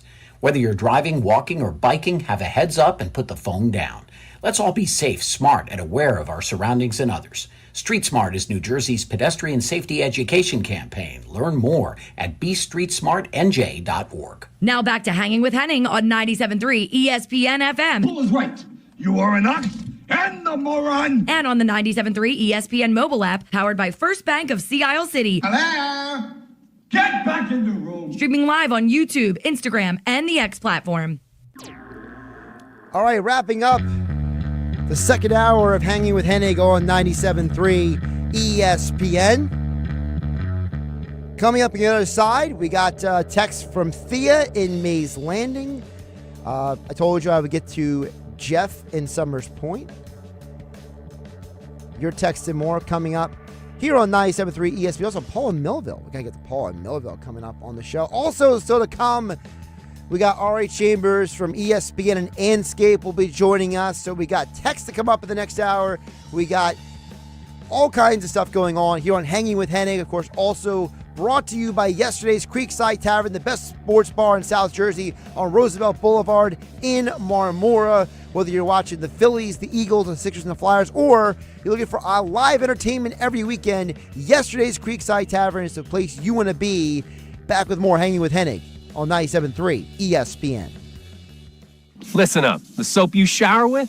It's you probably haven't even questioned what bar of soap you lather up with. Let's face it, most guys don't. But now you can upgrade your shower game with Dr. Squatch Natural Soap. I'm talking about natural, nourishing, cold-pressed, hand-cut soap for men. Men who use their hands. Men who build things. Men who catch foul balls without spilling their beer. You won't just smell good either. Your skin will be healthier and more nourished. We make our soaps with natural ingredients from the earth. Ingredients like oils, plants, goat's milk, Greek yogurt, oatmeal, shea butter, and citrus. Turn your shower game up to 11. Get ready to step out of the shower feeling alive. Hey, this is Josh Hennig. Go to my social media and click my exclusive Dr. Squatch link for your chance to save $10 off your next order of great natural soap, deodorant, and much more. Only with Dr. Squatch. The seafood, extraordinary. The value, tremendous. The sunsets, on the house. It's Yuri's Waterfront Restaurant. Dine indoors, on the deck overlooking the bay, or watch the game at Sliders Bar with a new baseball-themed sliders menu. Enjoy delicious seafood, including Yuri's famous all-you-can-eat crabs, tropical summer cocktails, and daily specials. Yuri's has a kids menu and an arcade. And next to Yuri's is the Boathouse Restaurant. Two great ways to experience the Jersey Shore's best waterfront dining. Yuri's and the Boathouse at the foot of the bridge in Wildwood.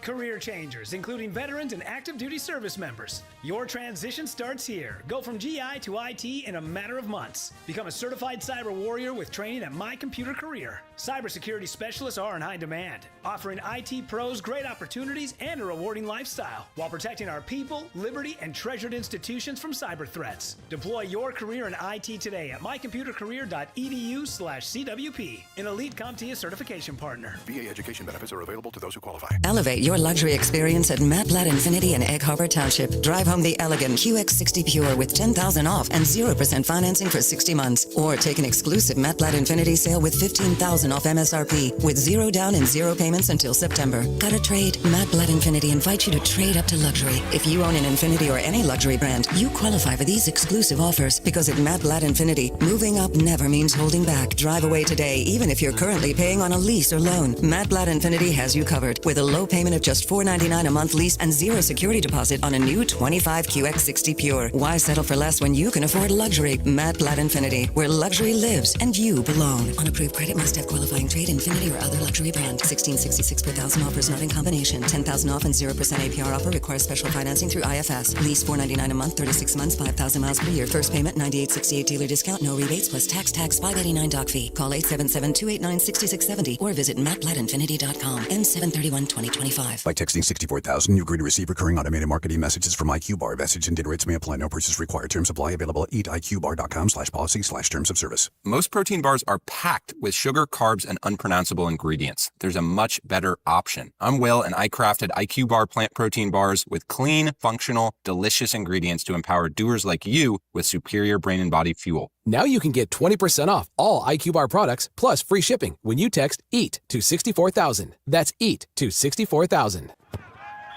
When businesses thrive, communities score. That's why Bank of America is the official bank of FIFA World Cup here in New York, New Jersey. And our more than 280 local business specialists are ready to help your business win. What would you like the power to do? Learn more at bankofamerica.com/local business.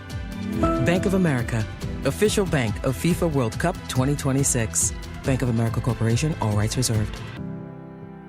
South Jersey's official play-by-play home of the Eagles, Sixers, and Flyers. Let's go! 97.3 ESPN, WENJ, WENJ HD, Millville, Atlantic City. Finally! This is Hanging with Hennig. I have friends everywhere. On 97.3 ESPN Radio, South Jersey. In New Jersey. Am I right? Yeah. Live feed on the 97.3 ESPN mobile app, powered by First Bank of Sea Isle City. It seems to run on some form of electricity.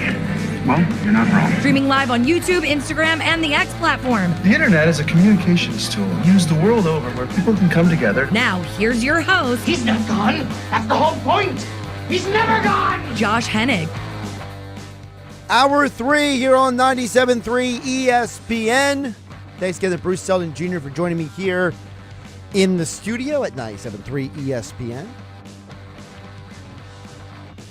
All right, let's set the stage for the final hour of the show. We got text to get to at 609-403-0973. We are live as always on YouTube and X at Josh Hennig. We're talking Phillies, talking Eagles. We talked boxing in the last hour. And also coming up in less than 15 minutes now, we'll get into the state of the WNBA. I got to talk to Ari Chambers about this. She's joining us coming up in less than 15 minutes now, because the number of eyeballs, the viewership numbers, the attention, everything has changed for the WNBA. And now their All-Star game is tonight. And I've told people the WNBA All-Star game is a legitimate competitive All-Star game. It's not like the NBA. It's not like the NFL. There's real competition going on in this thing tonight. And so I think that helped it a lot last year. When people tuned in, they realized, oh, wait, these women are actually trying to play basketball. Like, they're not just, chucking threes from half court like the NBA players do. So we'll get to that coming up in a little bit. Right now, as promised, we got to get back to the text board, 609-403-0973. Josh Hennig hanging out with you here on 97.3 ESPN. So Paul from Millville. I got to get to Paul from Millville because he's a guy who's been waiting for you to read his text. He says, I just don't understand how anyone can watch Mike Trout do what he did last night and not want to try to bring the Millville guy home. He is a right-handed bat we desperately need in the outfield. Trade all the prospects for the lottery ticket that Trout has a little juice left. Well, Paul from Millville, so here's my position on this. I have been very consistent. I can't speak for anyone else, Paul from Millville, because I know you're saying there's a lot of people who are just completely and totally against the idea of Mike Trout coming home, right? Philly sports kid, Millville High School legend. People don't know this about if you didn't watch him, but Mike Trout averaged a double-double in basketball and points and rebounds, double-digit points, double-digit rebounds his senior year of high school. And basketball was his third sport. You could argue he could have gone and played college football and maybe become an NFL player. Like, that's how gifted of an athlete Trout was at Millville. So Paul from Millville, I totally understand where you're coming from. But the idea is that this guy, what you saw last night, still has it. The problem with Trout that I am going to bring up is twofold. Number one, part of the reason why Trout is having the year that he's having is because most of the season he has been the DH. You have a designated hitter right now in Kyle Schwarber. If you're going to get Schwarber, a guy who's played DH almost the entire year, if you're going to ask Schwarber to go play the field all of a sudden now, it's kind of hard to do. And I'm not trying to speak ill of anyone, but the reality is that I don't think Trout is an everyday fielder anymore. Almost all of his injuries have happened while playing in the field, for one reason or another. I'm not a doctor. I didn't stay at a Holiday Inn Express last night. I can't speak to why that is. But this year, Mike Trout has he has hit as the DH. I just looked it up real quick. So it's 47 of 71 games. So a majority of the games that he has played this year has been a DH. If you're the Phillies and Kyle Schwarber says, I can play left field every day and it's not going to be a problem, then that's the one step you can get with Trout. Because again, you're right. He is the right-handed bat that would make sense for this team. He is a guy that if your lineup was, I'm just throwing this out as an example. I'm not saying this is the lineup, but if your lineup was Turner, Schwarber, Harper, Trout, Bohm, that changes a lot, right? That changes the entire look, feel, vibe of the lineup. But Trout's got to be a DH. He is not an everyday fielder anymore. So that's the first hurdle. The second hurdle is, I got to be honest with you, Paul from Millville, I don't know if it will take all the prospects. Because there is a huge deterrent in the Trout acquisition conversation. And that is his gargantuan contract. Philadelphia could tell the Angels, we will absorb the money if you don't ask for a bunch of prospects. If Philadelphia is willing to absorb paying the majority of that contract, he is signed right now as Mike Trout through 2030. All right? It's an average of $37 million a year. So you are now tying yourself to Trout until age 38. A player who has already missed a ton of time to injuries. You have a team that's already aging with guys like Real Muto, guys like Harper. These guys are not getting any younger. If you bring in Trout, you're now continuing to get older. If you can convince the Angels, we're not going to give you a ton of prospects, we'll eat the money, that might be a way to make the deal work. If the Angels insist on the prospects, then I'm telling the Angels they need to eat a chunk of that money. Because there is no scenario where I am giving up, let's say that, I'm just throwing this as an example. If the package was Mick Abel, Justin Crawford, trying to think who else might be in a deal like that. Arun Escobar. Like if you're trading that package, let's say, okay. I'm also telling the Angels, you're at minimum eating 17 to 37 million each year. Minimum. Because if you told me that I have Mike Trout for the next, 1, 2, 3, 4, 5, for the next 6 years at 20 or less million a year, what you're basically saying is that you're going to get more production for a similar payout as Nick Castellanos.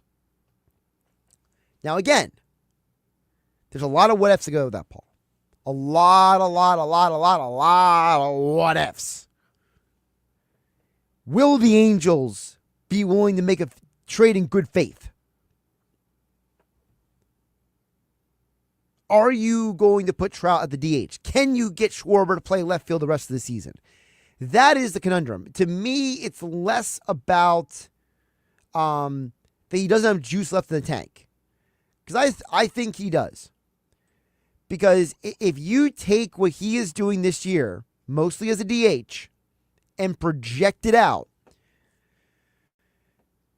I would assume that Trout is going to be able to, if he plays exclusively DH, be a 30 home run, 80 RBI guy for the next couple years.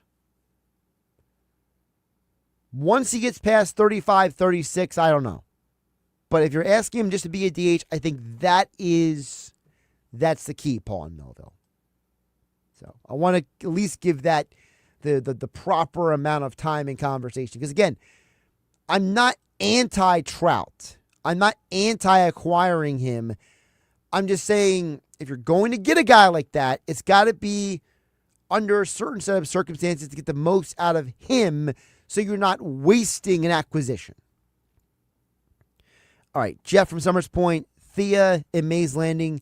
Your text coming up a little bit later this hour. Keep them coming in. 609-403-0973. Josh Hennig hanging out with you in the Dr. Squatch virtual studios on the X and YouTube platforms at Josh Hennig. Coming up on the other side, what do we read into the state of women's sports right now with all the eyeballs that are on it because of women like Caitlin Clark, like Angel Reese, like Olivia Dunn, becoming these lightning rods in terms of social media and becoming viral sensations?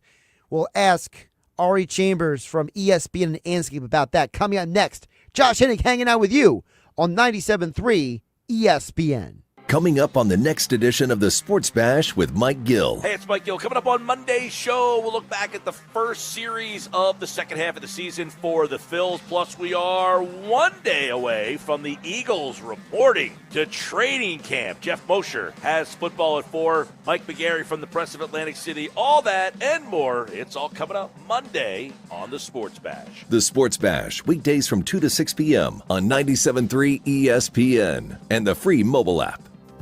Your go-to spot at the Jersey Shore to watch sports is also the Can't Miss Summertime Hangout for live music and great times in South Jersey. Yesterday's Creekside Tavern on Roosevelt Boulevard in Marmora features The Yard, with an outside bar, TVs, and live music on stage every weekend. So bring your friends to cheer on your favorite team, watch the sunset on the back deck, and make new summer memories in The Yard. You can do it all at yesterday's Creekside Tavern in Marmora. Follow them on Facebook and Instagram to learn about upcoming events and specials all summer long at yesterday's Creekside Tavern in Marmora.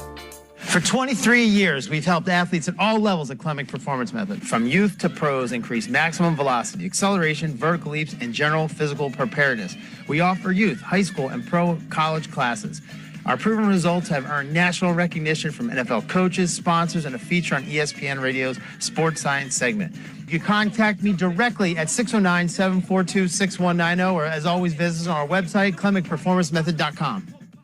With GMF financing to qualified buyers excludes Traverse and Corvette excludes prior sales. Bennett Chevrolet is celebrating July with the largest savings you'll find anywhere. That's right, nobody beats a Bennett Chevy deal. At Bennett Chevy, you'll save up to 20% on new Chevys because Bennett's selling new vehicles at GM supplier employee prices. Plus, you keep all the rebates, saving you as much as 20% off the sticker. And Bennett's got available 0% financing, saving you even more. Nobody beats a Bennett deal, and I mean nobody. When it comes to pre-owned, nobody comes close to Bennett, giving you a minimum $10,000 for your trade. Yes, any trade you bring, you'll get a minimum $10,000 towards any pre-owned in stock, whether yours runs or not. Plus, at Bennett Chevy, you get more than the best deal. You'll be served by Bennett's non-commissioned sales team, paid on your satisfaction, not how much you spend. So there's never any need to negotiate, never any haggles or hassles. Together, let's drive. Bennett Chevy, Egg Harbor Township, and BennettChevy.com.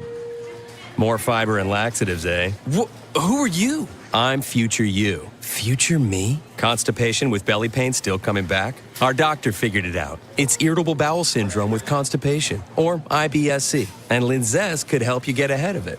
Linzess linaclotide is a prescription medicine that treats IBS-C in adults. It's not a laxative. It's a once-daily pill that helps you get ahead of your symptoms. It's proven to help you have more frequent and complete bowel movements and helps relieve overall abdominal symptoms, belly pain, discomfort, and bloating. These symptoms were studied in combination, not individually. Do not give Linzess to children less than 2. It may harm them. Do not take Linzess if you have a bowel blockage. Get immediate help if you develop unusual or severe stomach pain, especially with bloody or black stools. The most common side effect is diarrhea, sometimes severe. If it's severe, stop taking Linzess and call your doctor right away. Other side effects include gas, stomach area pain, and swelling. Talk to your doctor and say yes to Linzess.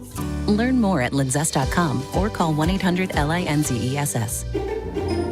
This is a special alert to all Americans who own a vehicle with less than 200,000 miles with an auto warranty about to expire or with no warranty coverage at all. Due to a decline in the economy, CarShield is announcing a low-cost month-to-month vehicle protection plan that is now available to the public to save any driver out-of-pocket expenses on future auto repairs. Call now to find out how you can pay almost nothing for covered auto repairs. Yes, you heard that correctly. Pay almost nothing for covered auto repairs. An open phone line has been established for all drivers to call for a free quick quote. Call 800-923-6829 now. Drivers who are covered will not have to pay for covered repairs again. This protection plan is at an all-time low. Additionally, drivers who activate this vehicle protection today will also receive free roadside assistance, free towing, and car rental options at no additional cost. Call us for your free quick quote today. 800-923-6829. That's 800-923-6829. What do you have to lose? Call 800-923-6829. Again, 800-923-6829. Boxing Insider Promotions presented our action-packed fight night inside the Tropicana Atlantic City showroom with 3 New Jersey boxers and 2 Philadelphia fighters in action on Friday, July 25th. Plus, the WBC Silver Junior Flyweight title match features Bronx-born Andy Dominguez fighting Nicaraguan veteran Byron Rojas. South Jersey undefeated heavyweight Bruce Seldon Jr. and Philadelphia super lightweight Diane Butt headline the local fighters in action. Tickets on sale now at Ticketmaster.com. And the Sport Bash with Mike Gill will be broadcasting live Tropicana Atlantic City for the boxing event of the summer on Friday, July 25th. Now back to Hanging with Hennig on 97.3 ESPN FM. Boy, that escalated quickly. And on the 97.3 ESPN mobile app, powered by First Bank of Sea Isle City. I mean, that really got out of hand fast. Streaming live on YouTube, Instagram, and the X platform. Josh Hennig back here on 97.3 ESPN. We'll get back to your texts in just a bit. Coming in, Thea and Mays Landing, Jeff and Summers Point, and more at 609-403-0973. But as promised, joining us on the phone line with the WNBA All-Star Game tonight. Of course, you can check that out on ABC, ESPN+, and also the Hoop streams on YouTube and Facebook with Ari Chambers. She is joining us, ESPN and Anscape women's sports analyst, joining us as she is over there in Indianapolis for all the All-Star Game festivities. Ari, welcome in. How you doing today? I am so good. Whenever there's a combination of people who are excited about women's basketball, I'm having a time. Well, I'm glad you said that part at the beginning because that's kind of where I wanted to start with you because, you know, we are in an environment where, listen, we know women's sports have not just started recently, okay? I mean, there's a long history of women's just being excellent in sports, you know, from basketball to gymnastics to tennis, all over the place. But now we have an entirely new level of attention on women in sports. So for you, as you look around, kind of give a description from where you stand, looking around, being like, you know, what your perception is of it as someone who is saying, hey, I'm in the midst of watching this happen right now. All I can think about is scale, scale, scale. You see the depth on the court and the three-point shot getting further back. That's kind of an indication of the graph of it going up, women's sports in general. It's a great juxtaposition, but seeing All-Star here in Indiana is just a different level. WNBA Live is a place for fans to be able to go and experience WNBA events around All-Star. So you have your player meet and greets. You have just players being able to speak to fans. You have the Stud Bud stream that has been going very viral this weekend. Just everybody's involved. Everybody's happy. There's generational talent infiltrating the game. And we're going to be talking about these players for so many decades to come. You mentioned about the viral part of it. And before we get to the actual women on the court, I got to ask you, do you think that if we didn't have the 24/7 nature of social media today, would we have this level of attention on the sport? It definitely helps to have social media because players are able to have their own agency over their stories. And so they're able to spread it in a way that conventional journalism and media have not been willing to share their stories. They're not waiting for their yes. They're just stepping into their own. And it allows you to fall in love with them as humans. And so you want to follow their games. The women's sports landscape in general is just fan-driven based on parasocial relationships and honestly just wanting to root for these athletes. And then once you get hooked on it, the game is excellent. So the product has increased because of just the visibility, and the visibility is heavily impacted by how social media is. You mentioned about the game. Ari Chambers joining us here on 97.3 ESPN at Ari Ivy on the X platform and Instagram. Of course, she covers women's sports for ESPN and Anscape. The talent on the court is a huge part of this because I was saying before you came on, you watch WNBA All-Star Game. This isn't like the NBA All-Star Game. This isn't the men shooting threes from half court and having open dunks without anybody near them. These women are playing a competitive basketball game in an all-star environment. And I think that is something that is desperately missing for the rest of the sports landscape is that when you have the best players on the court, they're not just handing each other layups. I remember last year, women were almost getting elbowed in the face with some of those rebounds. Yes, but it's the best of both worlds. We do have the half-court shots. We do have the 4-point shot has been incorporated this year in particular because of the range of the three-point shooting from the players. We get some dunks here and there sometimes, and that's a fun additive, but the root of it all is competition, right? So these players want to win. They want to win that prize money. They want to make sure that they show the best of the best. And you see flashy passes. You see just flashy plays. You see some comedic humor in there. You see just them having a competitive drive because they want to say that they're the best. I don't know, women, we have a sense of pride about ourselves that we're we want to go out and show the best version of ourselves. And so that's what you see in the All-Star Game. They don't let up. They're thankful to be here, and they want to show their greatness on a large scale. And that's what you see at All-Star the entire time. I think that's what's important. You mentioned the on a large scale because, a lot of people, they're coming to the sport because of Caitlin Clark and Angel Reese, where maybe they weren't paying attention before. But now, guess what? No Caitlin Clark tonight. She's got a groin injury. So now you have women like Asia Wilson, women like Kelsey Plum, like Brianna Stewart. They're going to get a whole nother level of people who are being like, well, there's no Caitlin Clark, but who are these other women? And I think that's so important because now these women are getting new audiences, new sets of eyeballs to them when they should have been having it all along. Yeah, and then Caitlin is still around and making her rounds as the mayor of Indianapolis. It looks like she's everywhere. But before Caitlin had the shooting record, there was Sabrina. And before Sabrina, it was Kelsey. So you get this historic, comprehensive view of the game. And I love the bridge of generations here. You have Nneka, who's a 10-time All-Star, and she joins an exclusive club of only her, Sue, DT, BG, and Tamika Catchings. That is a very exclusive club. So people are going to be able to see her. You see Skylar Diggins, who's really enthused to play with her. There's so many storylines that aren't just reliant on one player, and that's beautiful. And Caitlin's going to be there rooting them on, too. And you just mentioned Nneka because I got to admit, she's one of the only two women who have been healthy on my fantasy women's basketball team this season. So, but I think that's part of the conversation is that, listen, let's be real, okay? Ari Chambers joining us here on 97.3 ESPN.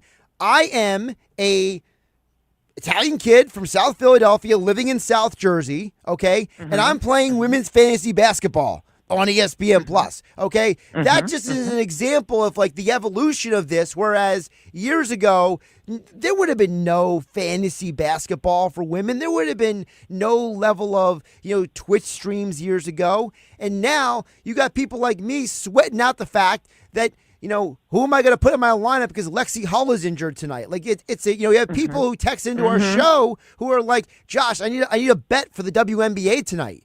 People are gambling on this. So there's another level where it's now we talk about, and again, I'm not trying to put myself in a place, but I'm just kind of looking at it from an observer, and you can tell me where I'm wrong. It's the idea that we've always talked about, women need to be respected on the same level as the male athlete, right? And now it's at a level where it's almost can we believe that we're talking about people gambling on this? You know what I mean?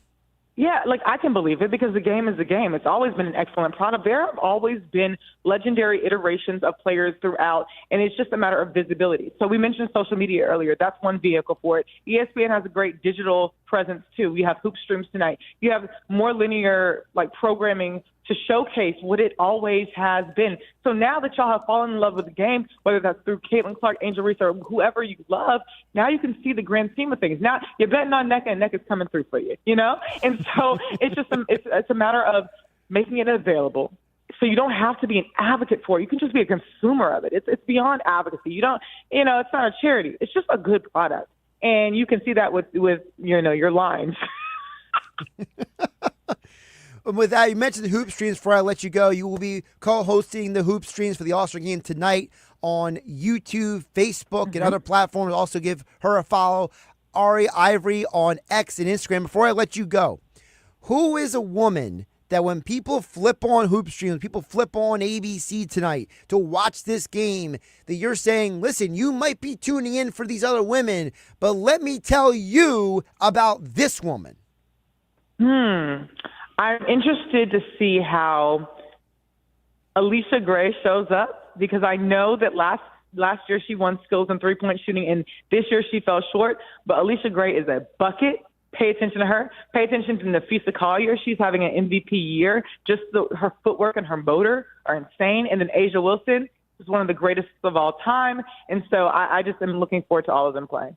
Love it. Ari Chambers, I appreciate you carving out some time. I know you're very busy this weekend over there with the WNBA All-Star Weekend. Again, Hoop Streams tonight, YouTube, Facebook, all the platforms, at Ari Ivory on X and Instagram. She is Ari Chambers, women's sports analyst from ESPN and ASG, and she joined us right here on Hanging with Hennig on 97.3 ESPN. Thanks again for the time. Thank you. Josh Hennig live here in the Dr. Squatch virtual studios here on 97.3 ESPN. Great stuff from Ari. I kind of want to hit on a couple things before we get back to the text at 609-403-0973. A couple things I want to hit on that she said. She talked about how, and I love the perspective of this because I think this is what is an important part of this thing with women's sports.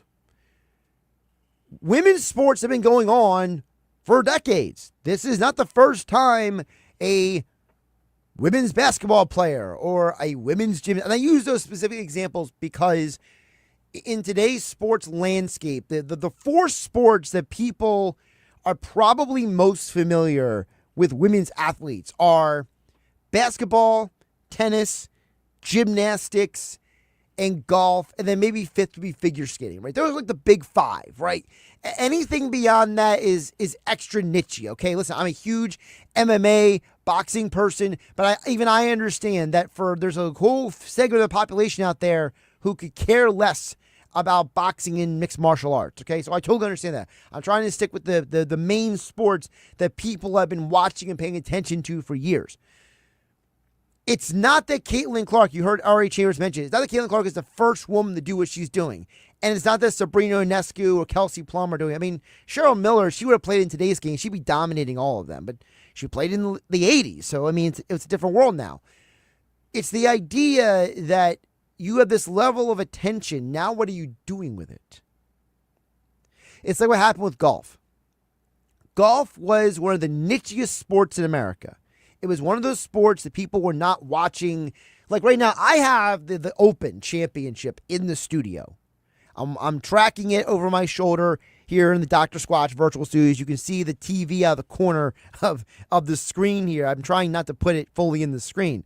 But listen, if you're watching on YouTube and X, you see that I have the tournament behind me. I doubt that I would have that tournament on that screen in the 97.3 studios if Tiger Woods never came along. Tiger Woods to golf is what Caitlin Clark is to the WNBA. You have somebody who is just a shooting star level celebrity star athlete. Golf had Arnold Palmer, Jack Nicklaus, and others before Tiger Woods came along. And since Tiger Woods, there have been guys like Rory McIlroy and Scottie Scheffler and other great golfers. But Tiger Woods, to this day, is still the biggest name in golf. He is still the biggest figure in golf. He single-handedly elevated the sport to levels they never were at in terms of attention, in terms of earning potential, in terms of marketing, in terms of just all kinds of money-making possibilities. But when Tiger Woods first got started, people hated him. They couldn't stand him. They were resentful of him. And it wasn't a white-black thing, okay? Don't get that twisted, okay? I know some of people have like to point that out, okay? Because you know who hated Tiger Woods at first? Vijay Singh. You put Vijay and Tiger next to each other and you tell me what the racial element is there, okay? The reality is that people hated Tiger because he was different, because he was brash, because he didn't come through the traditional channels to the golf world. He would curse on the golf course. He didn't have the decorum. He didn't look and act the way that everybody wanted in our perfect, pristine little environment. He shattered the perception of the sport. He brought new people, new attention, and you know what? Now, like with women's sports, people paid attention to golf differently. They analyzed golf differently. The sport exploded in ways it never did before.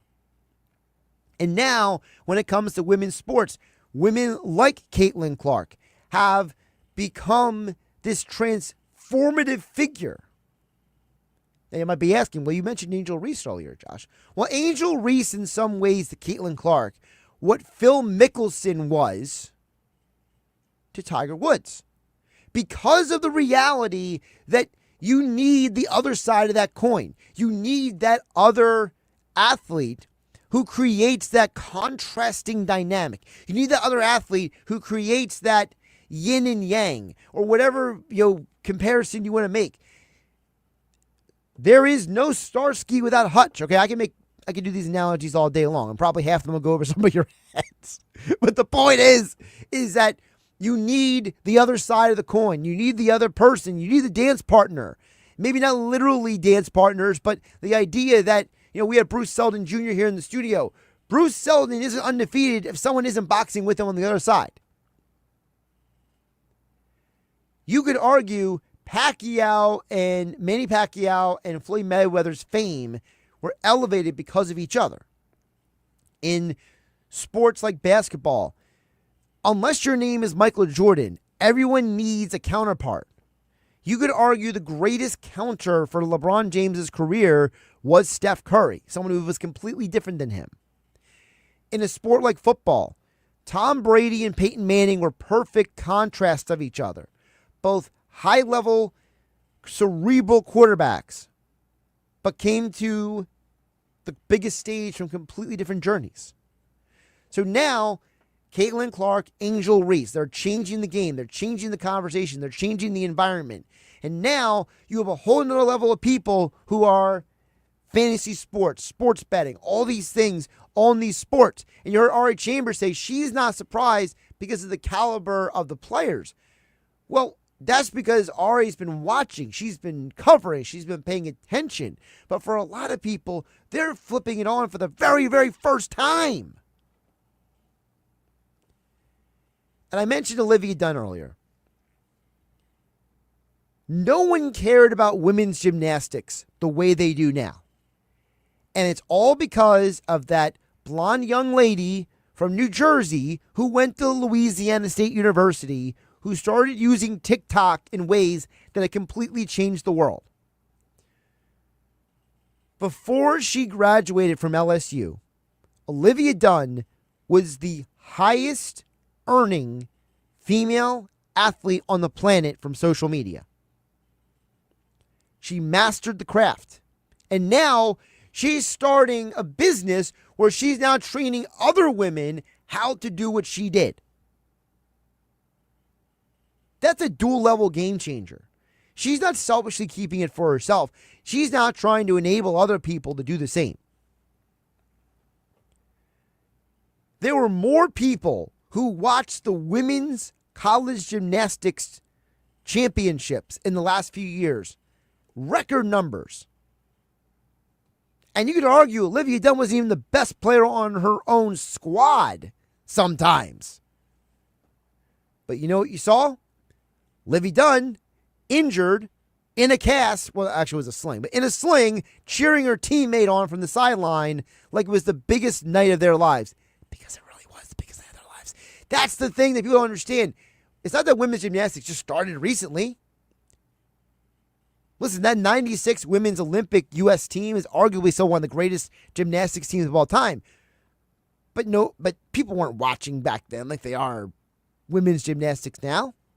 So these women, because of social media, as I talked to Ari Chambers about, have amplified and utilized these platforms to put themselves with a level of attention, eyeballs, in their sport that have never been there before. So now, when you tune into the WNBA All-Star game tonight, Caitlin Clark might not be playing, but she's on the sideline because it's Team Clark versus Team Collins. And Team Clark is trying to beat Team Collins, and not just because there's money on the line, but because it's level of pride and respect that comes with being the winner of the All-Star game. Something that's missing from the NBA. Something that's missing from the NFL's Pro Bowl. Something that seems to be still there for the MLB All-Star game.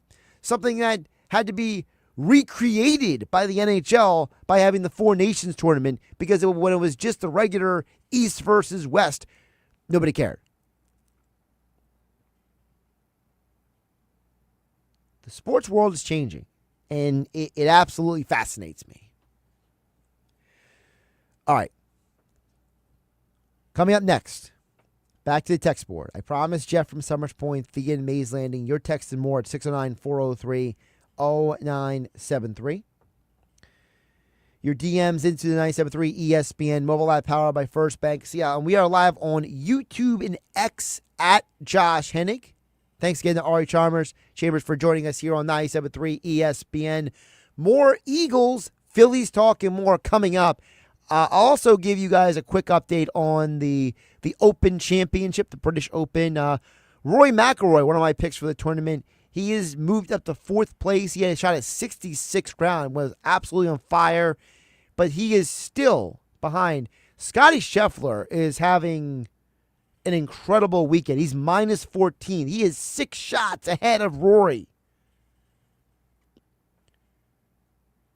I got to tell you guys, if Scotty Scheffler runs away with this tournament like he is right now at the Open, we talk about some of the greatest golfers of all time. Scotty Scheffler is creating a resume right now that is going to put him in that conversation. Is he Tiger Woods? No. No one will ever be Tiger Woods again. But his level of play is going to, if he keeps doing this, is going to put him in that next guy. Is he 2? Is he 3? Is he 4th all time? The Arnold Palmers, the Gary Players, the Jack Nicklaus, the Bobby Jones. Scotty Scheffler might be edging his way into that category.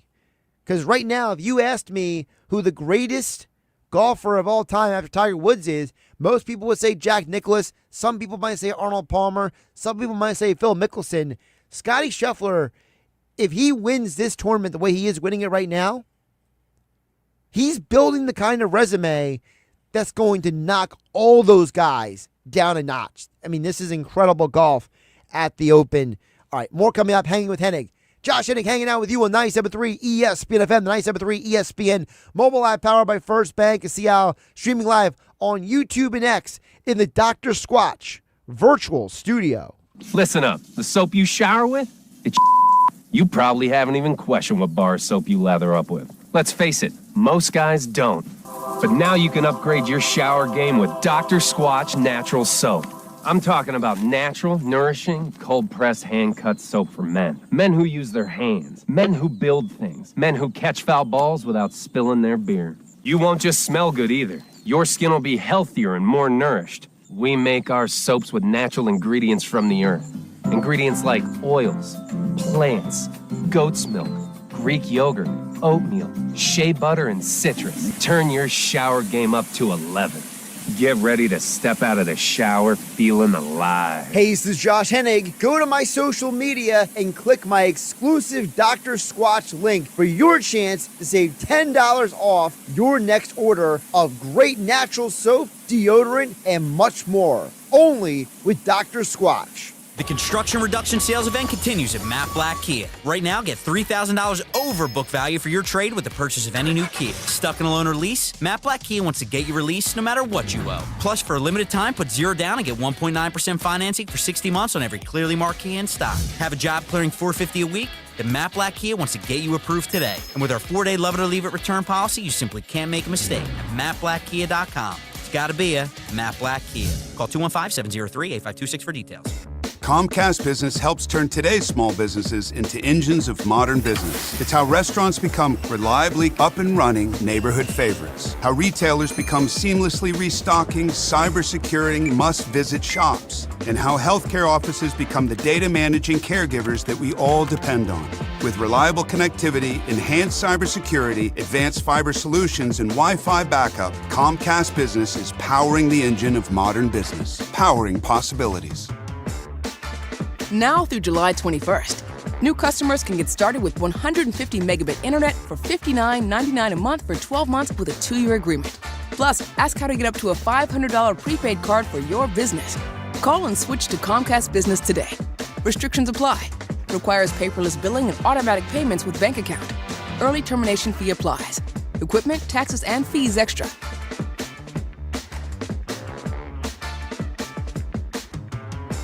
This summer, get ready to relive the glory days. Because Hank Azaria and the Easy Street Band are bringing the ultimate Springsteen celebration Saturday, August 23rd to the Music Box at Borgata. Tickets are going fast. Grab yours now at Ticketmaster.com. August 23rd, the Music Box at Borgata. Hank Azaria and the Easy Street Band, a Springsteen celebration. Be there. More fiber and laxatives, eh? Who are you? I'm future you. Future me? Constipation with belly pain still coming back? Our doctor figured it out. It's irritable bowel syndrome with constipation, or IBS-C, and Linzess could help you get ahead of it. Linzess linaclotide is a prescription medicine that treats IBS-C in adults. It's not a laxative. It's a once-daily pill that helps you get ahead of your symptoms. It's proven to help you have more frequent and complete bowel movements and helps relieve overall abdominal symptoms, belly pain, discomfort, and bloating. These symptoms were studied in combination, not individually. Do not give Linzess to children less than 2. It may harm them. Do not take Linzess if you have a bowel blockage. Get immediate help if you develop unusual or severe stomach pain, especially with bloody or black stools. The most common side effect is diarrhea, sometimes severe. If it's severe, stop taking Linzess and call your doctor right away. Other side effects include gas, stomach area pain, and swelling. Talk to your doctor and say yes to Linzess. Learn more at linzess.com or call 1-800-LINZESS. Purchase new carpet from the Home Depot and get it installed for free right now. Shop the stylish choices and simple prices of carpeting from Home Decorators Collection or Life-Proof with Pet-Proof Technology carpet and see for yourself why nobody beats our prices. Enjoy new carpet with free installation right now at the Home Depot. Offer valid July 17th through August 3rd, 2025. Exclusions apply. For licenses, see homedepot.com/license numbers. Boxing Insider Promotions presented our action-packed fight night inside the Tropicana Atlantic City showroom with 3 New Jersey boxers and 2 Philadelphia fighters in action on Friday, July 25th. Plus, the WBC Silver Junior Flyweight title match features bronze-born Andy Dominguez fighting Nicaraguan veteran Byron Rojas. South Jersey undefeated heavyweight Bruce Seldon Jr. and Philadelphia super lightweight Diane Butt headline the local fighters in action. Tickets on sale now at Ticketmaster.com. And the Sport Bash with Mike Gill will be broadcasting live Tropicana Atlantic City for the boxing event of the summer on Friday, July 25th. With GMF financing to qualify buyers excludes Traverse and Corvette excludes prior sales. Bennett Chevrolet is celebrating July with the largest savings you'll find anywhere. That's right, nobody beats a Bennett Chevy deal. At Bennett Chevy, you'll save up to 20% on new Chevys because Bennett's selling new vehicles at GM supplier employee prices. Plus, you keep all the rebates, saving you as much as 20% off the sticker. And Bennett's got available 0% financing, saving you even more. Nobody beats a Bennett deal, and I mean nobody. When it comes to pre-owned, nobody comes close to Bennett, giving you a minimum $10,000 for your trade. Yes, any trade you bring, you'll get a minimum $10,000 towards any pre-owned in stock, whether yours runs or not.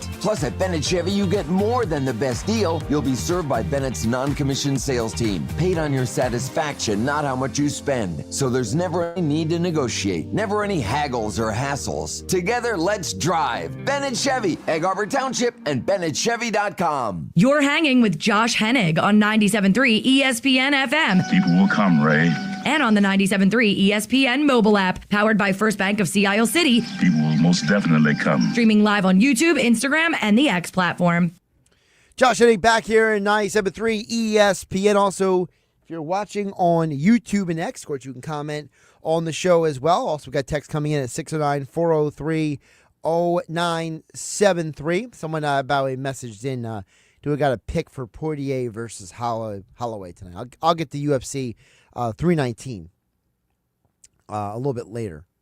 But I want to get to you guys' texts and messages first. I got messages coming in also on YouTube. James, I'll get to your message about Joe Adele in just a minute. But first, I promise to get to the text board at 609-403-0973.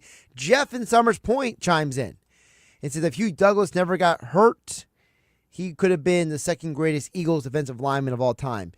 Hugh Douglas is a very, very interesting name, Jeff, because Hugh Douglas is an example of somebody who kind of gets forgotten about unless you're like a real Philly sports fan.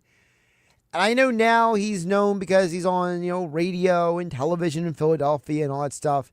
But people don't realize, to Jeff and Summers Point's point, no pun intended, that Hugh Douglas, if I remember correctly, when he was with the Jets, he was actually the defensive rookie of the year.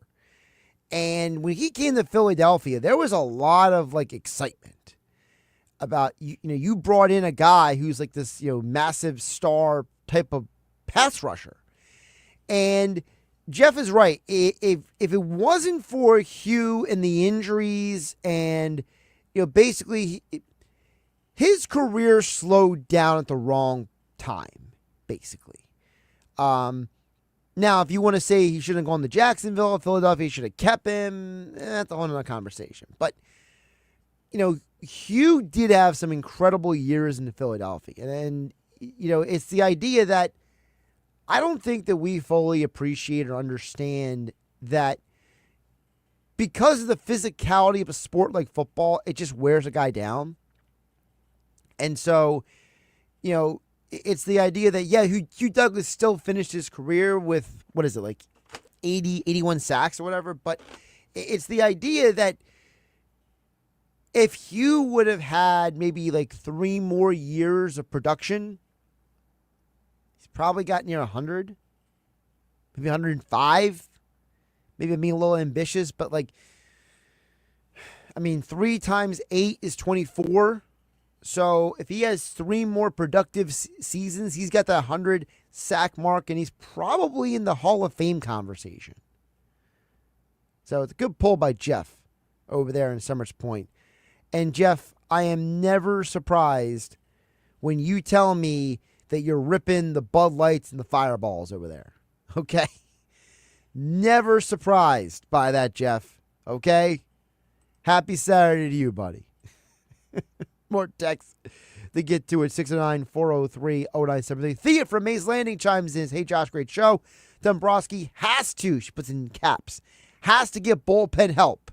I'm sorry, but Marsh, Stop, and Kepler have to go. Also, I do love Joel Embiid, and I'll support him. Well, Thea, I'll get to the Embiid comment in just a minute. But I think it's interesting that you put Marsh, Stott, and Kepler all in the same category. Because what do all 3 of those players have in common? They're all left-handed hitters who are disappointing. Now, I will say Marsh has played better since he returned from his injury. He was horrible in the month of April. He has been much, much, much better since he returned from his injury in late May. But I do think that what Thea Mays Lanning brings up is very important because there is some fatigue with this team as currently constructed.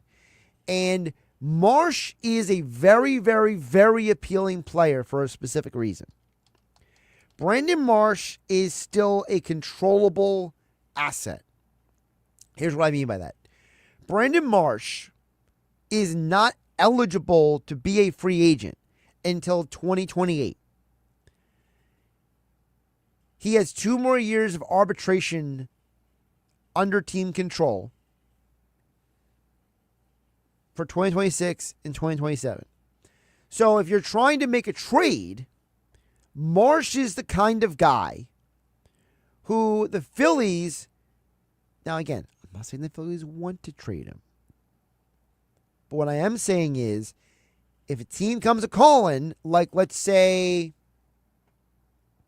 the Cleveland Guardians, and they want a major league ready player,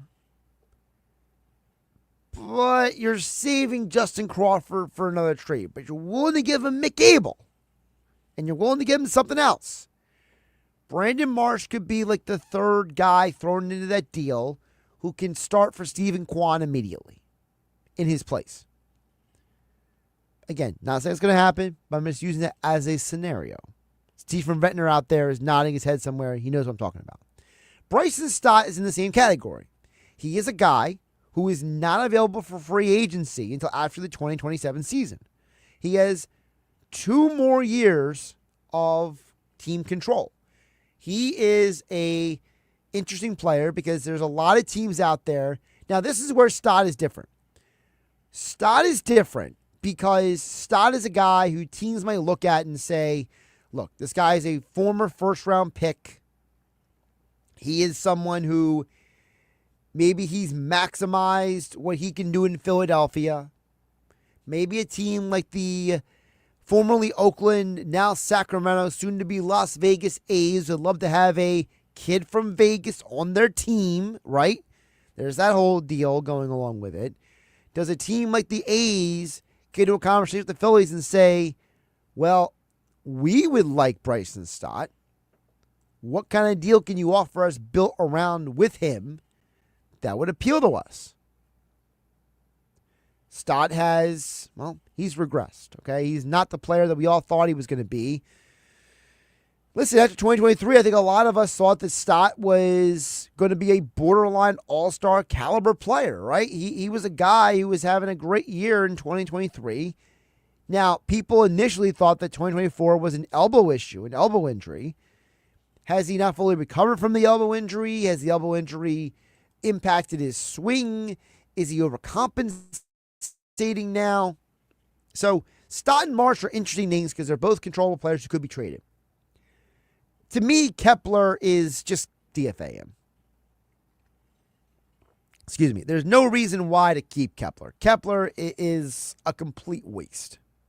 There's no scenario why Kepler should be on this team after the trade deadline. So I do think that there is a worthwhile conversation about that. Speaking of baseball, James, watching on YouTube at Josh Hennig, chimes in and says, hey, Josh, how about Joe Adell from the Angels? Now, Joe Adell is interesting because that is a name that, for example, Steve from Ventnor has brought up about 100 times listening to 97.3 ESPN. Why Joe Adell? Well, Joe Adell is a right-handed hitter, a right-handed hitting power hitter, to be specific. Joe Adell is already 26 years old. Joe Adell is a guy who you could insert into the lineup immediately. Now, is he a guy who is going to have the cachet of some other players? No. But Joe Adell is basically what you kind of hoped Nick Castellanos would be. Joe Adell also checks the most important box of all because according to Jim Bowden from CBS Sports, Ken Rosenthal from The Athletic, Matt Gill from The Athletic, Todd Zalecki of MLB.com, Ruben Amaro Jr., who you see in NBC Sports Philadelphia from the Philly Show podcast. They have all said the same exact thing. The Phillies want players who are under team control or are under contract beyond this season. Joe Adell is a guy who cannot be a free agent until 2028. He fits the profile of what the Phillies want. Now, the question is going to be, what would the Angels ask for him, number one? And number two, the Angels, you've made trades with them before. One of those trades kind of come back to bite you in the rear. Because Logan O'Hoppe right now will be your catcher of the future. You traded him a couple years ago because that's how you got Brandon Marsh. Now, you traded Mickey Moniak when you got Noah Syndergaard. So, it wasn't all bad for you. But, is there any lingering concern that you might get fleeced by the Angels here if they try to grab someone that might benefit you in the near term? Just a lingering thought. Now, Adell is valuable, James, as well, because he plays outfield, and he could theoretically be your starting center fielder. He would bump Marsh to left. So now you would improve your defense marginally. Adell's not a great outfielder, okay? But he's going to be no worse than Castellanos. Well, he's better than Castellanos. Castellanos is horrible. But and Marsh is a above average left fielder. So Adell, Marsh, Castellanos would be an upgrade in center field. Rojas would be, relegated to the bench. And you have a guy under control for the next 2 years. And he's right-handed. And if your lineup then becomes Turner, Schwarber, Harper, Adell, Bohm, it's a great death piece. It's a good poll by James, watching on the YouTube channel at Josh Hennig in the Dr. Squatch virtual studio. Over on the text board, 609-403-0973 is the text board. Glenn from Absecon chimes in and says, Scheffler has been dominant for sure among this era of golfers, but even if he wins the Open Championship this year, that would give him 4 majors. He would need 2 or 3 more before he starts knocking on the greats list. Everyone thought Spieth was going to be that guy a few years ago. Now Spieth is just a good golfer out there as of late. The Spieth, Jordan Spieth comparison is completely fair, Glenn. Completely fair. But I was saying that if Scheffler continues this run, he's going to be in that conversation. I know he still needs to win more, okay? I totally get that. But I think the biggest difference between Scheffler and Jordan Spieth is that Scheffler is more of like a monster. He's more of a dominator than Spieth could have ever been. And what differentiates Scheffler from everybody else on the tour right now is that he's top 10 every single week. Rory's not top 10 every week. Spieth was even in his best not top 10 every single week. The only guy who was ever like that was Mickelson. During his prime, Mickelson was in it every week. And that's where Scheffler is. I think that's where I make the connection, for me at least, is that you have a guy who's top 10 almost every week. And if he wins the Open, the only thing he's got left is the U.S. Open. By the way, I think Dustin Poirier wins tonight. I think that underdog bet is a good bet for you people out there. Home crowd, Louisiana, makes a lot of sense. Let's get one more text before we get out of here. Tim in Summers Point says, Josh says, I wanted to say I'm enjoying your weekend show. He says, I go to work 4 to 5 o'clock on Saturday, so it's nice to have the crew on the weekend so I don't have to listen to just national ESPN all the time. Well, Tim, Summers Point, thank you for tuning in to Hanging with Hennig here on 97.3 ESPN FM, the 97.3 ESPN mobile app, powered by First Bank of Seattle, live on YouTube next to Dr. Squatch Virtual Studio. Thanks to Rob Motley for the Associated Press, Bruce Selden Jr., July 25th, Boxing Insider Promotions, Tropicana Showroom in Atlantic City. And Ari Chambers for joining me here. Have a great weekend, everybody. Unsportsmanlike with Evan Cohen, Chris Canty, and Michelle Smallman. Jalen Hurts may be the most disrespected quarterback we have ever seen. He has championed the most unstoppable play in the history of the sport in the tush push.